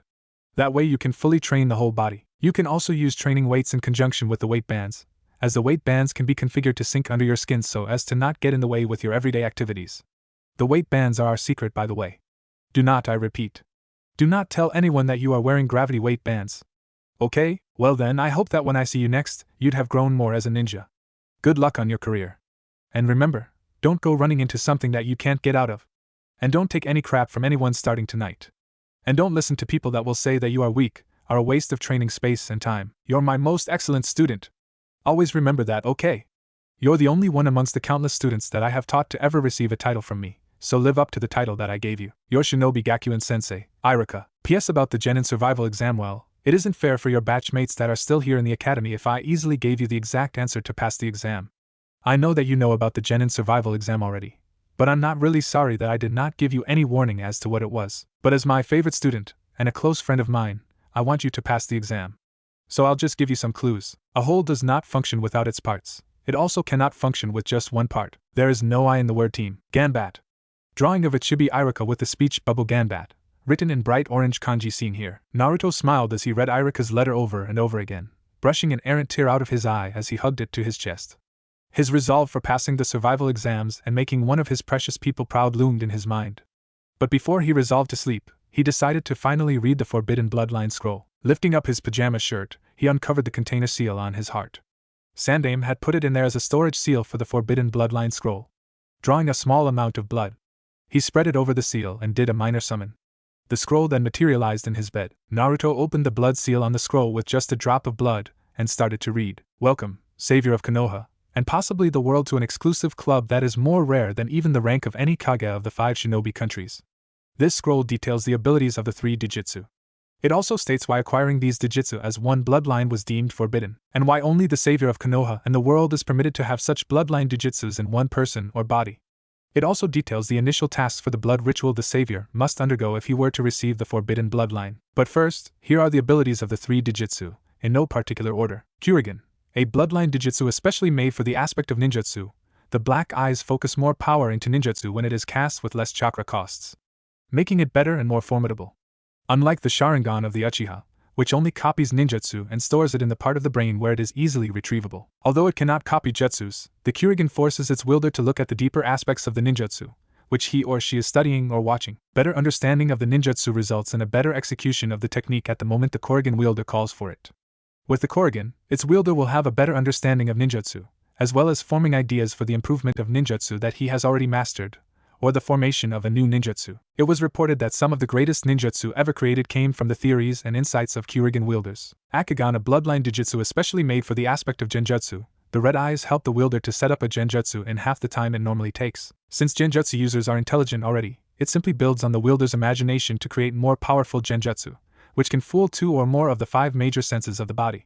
With time and training, the wielder of Akigan will study and create more powerful genjutsu that takes only a short time to set, as well as the creation of genjutsu which other Doujutsu users cannot break. The Sharingan can see through genjutsu while the Byakugan disables a genjutsu completely.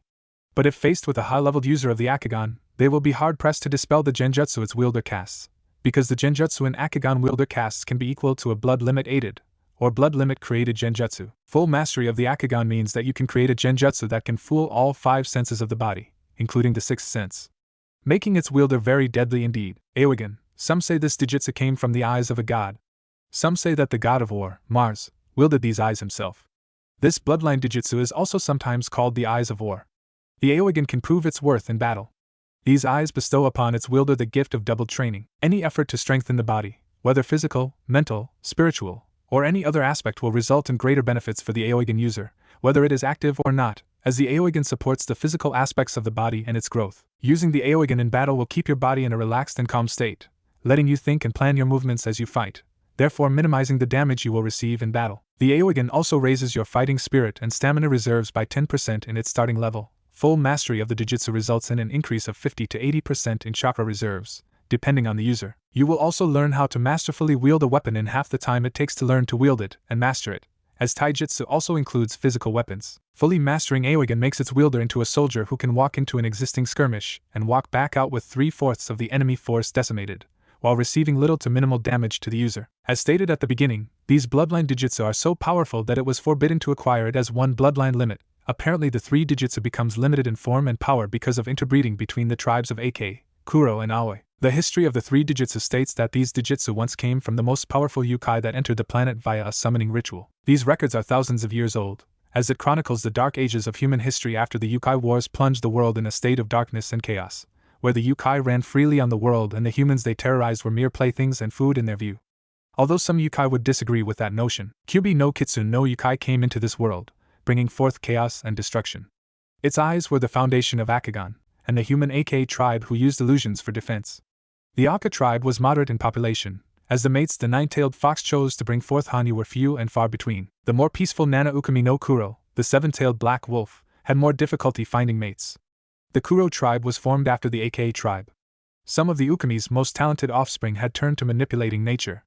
Lightning, earth, wind, water, and fire were just some of the elements that the Kuro tribe controlled. As such, they faced no competition from other Hanyu clans.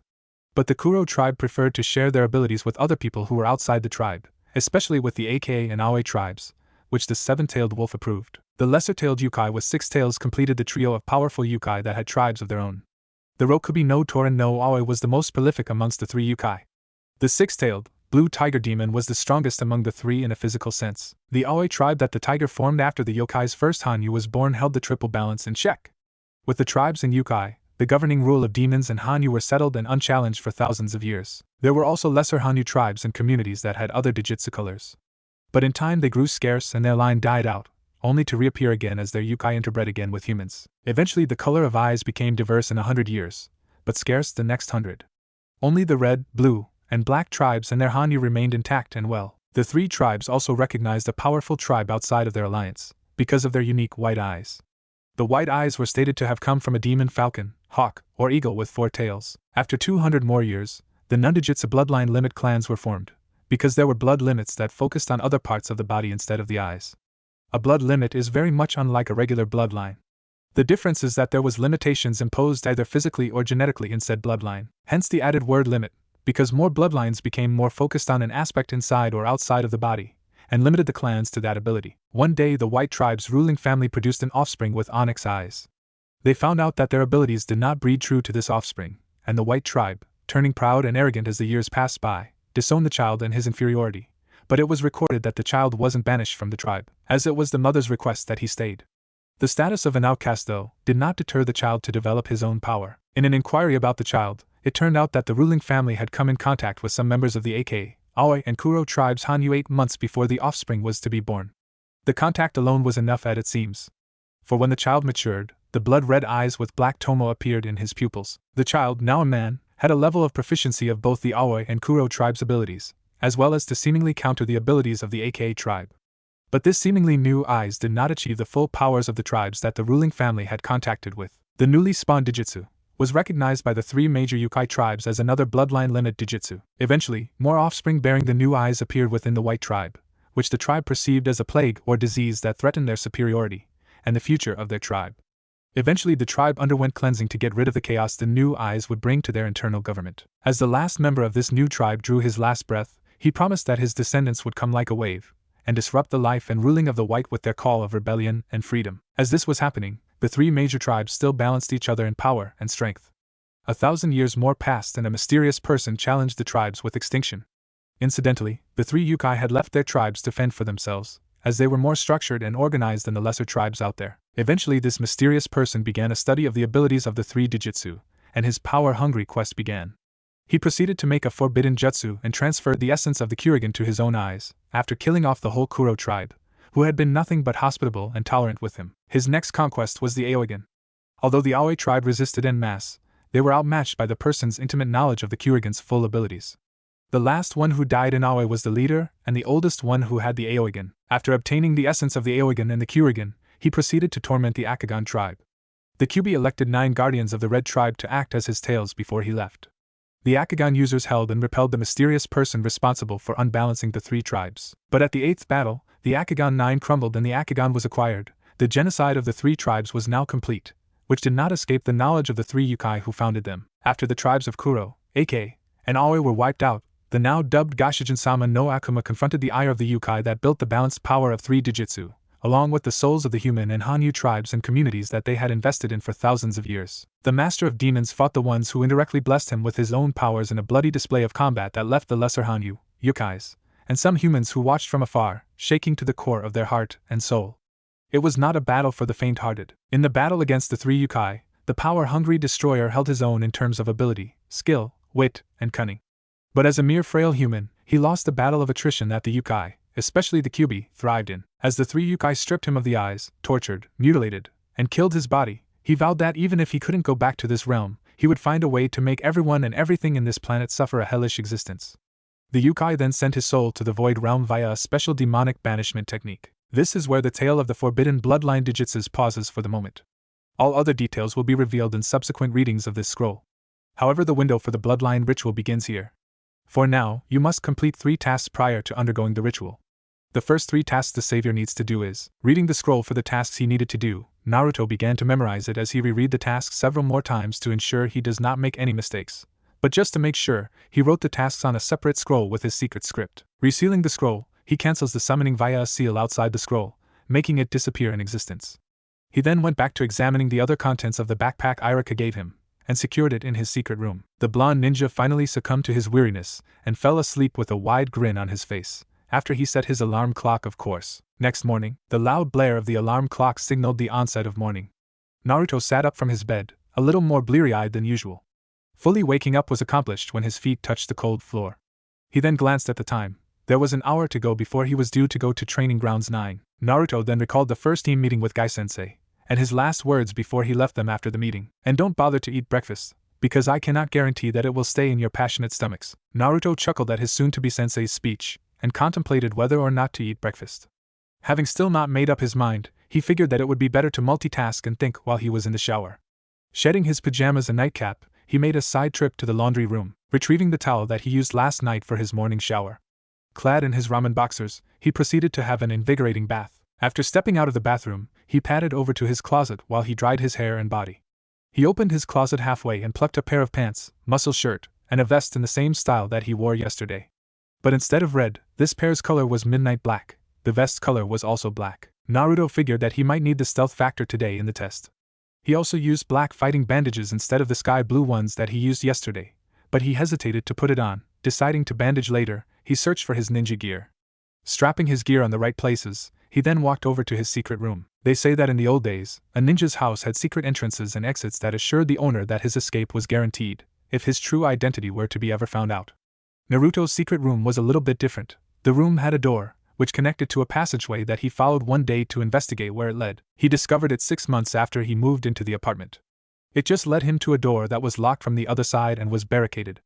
After his curiosity was satisfied, he never felt the need to explore the tunnel anymore. After some irate villagers broke into his apartment and trashed it several times in order to drive him out of the village, Naruto decided to build his secret room. He then hid his most valuable things in the room that he himself renovated, painted, and rebuilt with his own hands. Sandaime also helped him by pointing him to the house of an old locksmith, who took up the job after he retired as a jounin.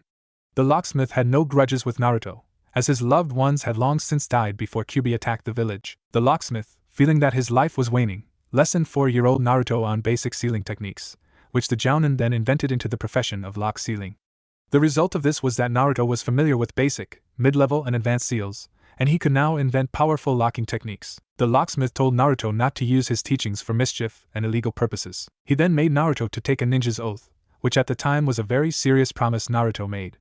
The locksmith was proud at the amount of knowledge Naruto learned, and gave him the scrolls that he first wrote and used when he was beginning his livelihood, saying that Naruto was now the only person in the whole continent with the knowledge of locking techniques via seals. When the locksmith died, the ones who came to the burial were only Naruto and the Sandaime. Naruto held back tears as he held the picture of his first sensei and master. Sandaime then gave Naruto a bankbook after the funeral, and handed the urn with the locksmith's ashes to him. The ashes, scrolls, and bankbook were now in an altar that Naruto dedicated to his sensei, as well as a few trinkets and things that were precious to him. Thanks to the locking techniques, no more villagers can break into his house and trash it like they own the place. He then proceeded to kneel at his first sensei's altar and pray. He just told him about his graduation, his coming survival exam, and the new things that Ichiraku gave him to further his training. Naruto then voiced the question of whether or not to eat breakfast at his sensei's altar. In an eerie display of advice, the unopened cup of rare flavor instant ramen in his sensei's altar dropped to the floor and rolled over to his knee. Naruto looked at the cup ramen and lifted it up.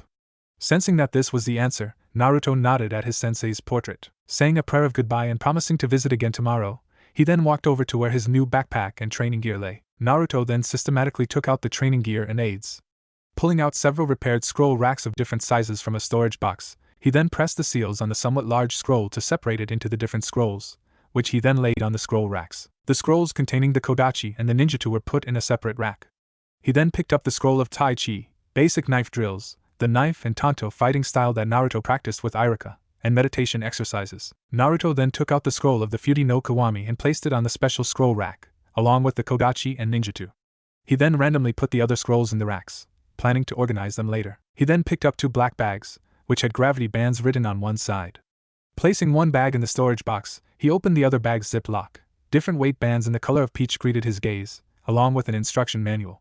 All of the bands had a weird script written in their middle. Naruto then shed his clothes and put them on. The different weight bands were of one size, but labeled to be worn in the designated part of the body, which adjusted accordingly to his body's size. The kanji for forehead, middle head, neck, upper shoulders, upper arm, lower arm, wrist, mid-hand, chest, thorax, lower thorax, abdominal, waist, inner thighs, mid-thighs, knees, legs, ankles, and mid-feet were labeled precisely. After Naruto put the weight bands on, a seal formed on his left upper middle wrist. Picking up the instruction manual, he then figured that this was the control seal. A registration process was apparently required for the gravity weight bands. It involved covering the seal with blood, thus activating it. After covering the whole seal with his blood, a voice emanated from the weight bands. An energetic female voice greeted him, full of life and happiness. Naruto grinned as he listened at the voice. Ohayou gozaimasu. As of right now, the time is 6:25 a.m. Oh. I forgot to introduce myself. Watashi wa Kurosaki Orihime desu. Yorishika onegai shimasu. I thank you for buying the Kurosaki Gravity Weight Band System, version 212621131119-14118212015. Now, please do not be annoyed or aggravated by my voice, as you can change it to my husband's voice if you would prefer it. After signing the seal in your own blood, the weight bands are activated and can now be increased individually for specific training regimens, or increased all at once for total body training. You can also access the various options by placing the right index and middle fingers to the seal and closing your eyes. A full menu of options will be presented to your mind in virtual scroll form. That is all the instructions for now. Please enjoy the Kurosaki weight bands and give us some encouraging feedback. Arigatou gozaimashita for choosing the Kurosaki brand of training weights. Naruto smiled as he read the beginnings of the manual. He then formed the monkey seal, and the weights shifted to match his skin color. Forming the rat seal resulted in the gravity bands sinking under his skin. Returning to the contents of the backpack, he then pulled out a book called Memoirs of a Shinobi, a deep analysis of what shinobi encounter in their daily lives and missions, by Yamano Ichiraku. He then pulled out a book about practical tactics and planning, a book about shogi and go, and the Western version of shogi, called chess, and a book of meditation exercises. He then pulled out a dozen utility pouches, which had a special seal that increased the capacity of the pouches to 10 times than normal, 5 pairs of shuriken and kunai holsters, and a large spool of all-purpose ninja steel string, in standard size, thickness, and cutting ability. He then grabbed the tanto, combat knife, and their holsters, which he slung over his shoulder. All of the utility pouches also had a special honing stone and sharpening stone in a small bag, so he can resharpen his blades if they turn dull. Spying 2 pouches on the side of the bag, Naruto unzipped one pouch to reveal 12 pairs of gloves with metal plates on the back of the gloves. 5 pairs were in a black color, while the other 5 were in red, blue, white, gray, and brown color. The black gloves had the sigil of Konoha engraved in them, while the colored gloves had Naruto's spiral engraved on them. There were also 2 pairs of chakra-focusing gloves, according to Ichiraku's note that points them out as special gloves. One pair was engraved with the leaf sigil, while the other pair was engraved with the spiral sigil. Naruto decided to wear the black chakra-focusing gloves with the spiral sigil. He then spied a very small scroll that, when he opened it, produced a shogi, go, and chessboard. Putting them in a table beside the altar, he opened at last the last pouch of the bag. The pouch revealed a long-distance headset communicator, and a box containing a music player with an almost complete database of music. It was currently set in the Japanese regional setting, and it can be played with the earbuds and headset that were in the box, or with the headset communicator. Strangely enough, the player and headset communicator were either independently powered with a mysterious inexhaustible energy source, or powered with your own chakra. The pouch also yielded a high-powered, 20 megapixels, long-distance, dual-action, hybrid still and video digital camera, which had a power source just like the audio player and communicator. The pouch also produced a watch case, containing an all-weather, all-altitude, all-depths, all-temperature, all-situations, all-proof, and infinitely powered pocket watch, which Naruto readily wore underneath his vest, along with a ceramic titanium chain that came with it. He then decided to take the camera, and to try the other devices later. He left the other devices inside a special closet in the room. Naruto then climbed out, and resealed his secret room with a lock seal and a specially designed key, which was synchronized to only respond to his chakra. Returning to his room, he then strapped the tanto, combat knife, and their holsters to their respective places. After bandaging the places where he had exposed skin in black bandages, and adjusting his hatai to be a bandana so that it covers his bright hair completely, Naruto proceeded to cook himself a big breakfast, composed of 7 bags of instant ramen and half a carton of milk. After the breakfast, he locked his apartment in the same way that he had locked the secret room. Looking at his pocket watch, he realized he only had 10 minutes left. With an extra burst of speed, he dashed to Training Grounds 9 while adjusting his new chakra-focusing gloves. An hour earlier, Ichiraku arrived on the academy grounds at 6 a.m. in the morning. As he entered the sensei's offices in the academy, the Chunin senseis Isamu and Suzume approached him, and proceeded to recount the events during the last hours of the academy yesterday. As he listened to the misfortunes his top 3 students, his inner mind was tickled raw by the latest misfortunes of what Class 105 had dubbed the annoying trio. Inner laughter filled his mind, which was filled with nervousness for his most excellent student an hour ago. Laughter, smirks, snorts, and chuckles of amusement were kept in check from his colleagues. He nodded at specific points of their story, and when they hinted that Naruto was behind all the pranks, Ichiraku glared at them, hard, and with a small growl on his voice, told them that Naruto was with him and the Hokage all day. He told them that Naruto never left their sight until well after 11 p.m., while the academy's dismissal period was 5 p.m. Ichiraku then proceeded to spend 15 minutes of his time lecturing the two about making sure their accusations were truth, and not fiction. Ichiraku then shamed the two by words.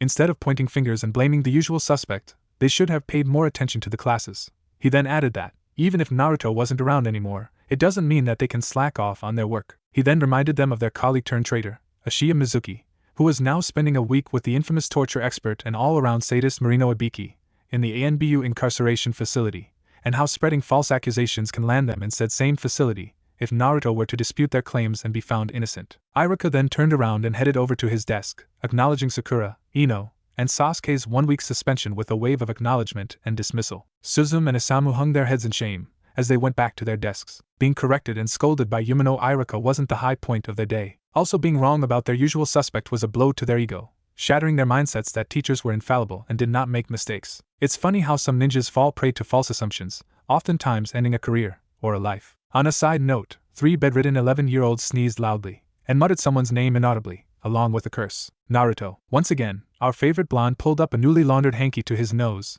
Naruto was getting used to these regular bouts of sneezing fits, figuring out that an early graduate was apparently big news to some people. As Naruto looked at his watch, he discerned a pattern on top of the cover. It was a spiral with the repetition of Naruto's full name in his own script.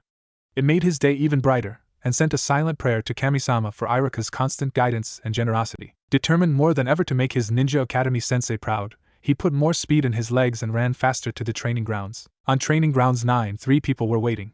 One was a boy of about 154.1 centimeters in height. He was wearing a white jacket with a thick and high collar that covered his neck and a part of his chin. He wore traditional shinobi pants that reached just above his knees, along with the standard shinobi sandals, His right leg, arms, and hands were bandaged. The boy, called Hyuga Niji, had pupilless eyes of the blood limit called Byakugan, which all Hyuga acquired from birth. Unbeknownst to the other two in the clearing, a cursed seal lies covered amidst the bandages, pilot cap, and the Hittite on his forehead. He was currently meditating as he waited for his other teammate and sensei to arrive. The other boy was about 155.1 centimeters in height. He was wearing a white undershirt with long and loose sleeves, along with a forest green Chinese-style, long-sleeved jacket with light green trim, which was opened fully and seemed to conform to his undershirt. He was also wearing matching pants of the same style and color. He wore his Hittite the traditional way on his forehead. He seems to be fidgeting every few minutes, looking in every direction, as if anticipating someone to appear through the trees, or the entrance of the clearing. Rock Lee was waiting for his newfound friend in spirits, Naruto. He was also waiting for the arrival of his sensei, Mato Gai, to prove that he can be a ninja without using ninjutsu and genjutsu. The lone girl of the group was fingering her kunai and shuriken holsters with anticipation, opening and closing the clasp holding her weapons, as well as fiddling with the scrolls hidden in her utility pouch. She was about 152.3 centimeters in height, her brown hair done in the traditional Chinese style, termed as odango, which was made up of two small buns. She was wearing the traditional shinobi pants, which ended just above her ankles. She also was wearing a Chinese-style sleeveless top, in peach plum colors. Kiramai Tenten was getting more and more antsy with every minute that passed by, and hoped that his sensei and his other teammate would arrive already, so that they can pass this test and finally do missions as genins of the leaf. The three then heard the soft footfalls of someone, and turned in unison to the direction of the sounds. They then saw a boy, clad in all black gear, with the exception of the royal blue cloth on his head. He was wearing his Hittite like a bandana, covering the color of his hair. The boy wore a black muscle shirt, pants, and vest. 2 pairs of kunai and shuriken holsters were strapped to his left and right outer thighs. Strapped on his right outer thigh, in front of the kunai holster, was a well-designed tanto. And on the back of the boy's upper waist was a combat knife, strapped onto a separate belt, as the belt on the pants held 2 utility pouches. Black bandages completed the ensemble, making Naruto look more like a fearsome opponent, instead of the goofball that he normally was. He waved to his fellow graduates as he approached them. "Oh hey Lee, Tenten-san, Niji-san, I know I'm not late for the exam, right?" Naruto greeted them as he stopped in front of Lee, who greeted him energetically. Tenten just waved at him, while Niji just grunted. "Oh hey gozaimasu Naruto-kun. You're just in time for our exam. Gai-sensei is still not here at the moment." Naruto opened his vest and took out his new watch, hidden in a secret pocket on the underside of the vest. He then breathed in relief as he read the time on the watch, which also had a digital display. It was just 6:55 in the morning. Closing his watch and putting it back in his vest pocket, he then decided to discuss the exam that they were going to take. "So do we have any idea what Gai-sensei's exam will be?" Lee decided to answer his question, as he has had more contact with Gai than any of his teammates. "I believe Gai-sensei will make us undergo an exam to test our initial abilities. Although he is a taijutsu specialist, he will also allow us to use ninjutsu and genjutsu, as he can also use them in battle." Lee nodded to himself as he thought of Gai's attitude, and what his habits were when they met inside and outside of the academy several times. The 3 other genin hopefuls nodded their heads and contemplated their strategies and moves for the upcoming exam. Team 9's musings, especially Lee's, were broken by a voice that boomed throughout the clearing. "How clever, Lee! You actually remember Gai-sensei's teachings, even though he hasn't visited you for a year and a half until you met him again. You are truly a person worthy to be a disciple of his."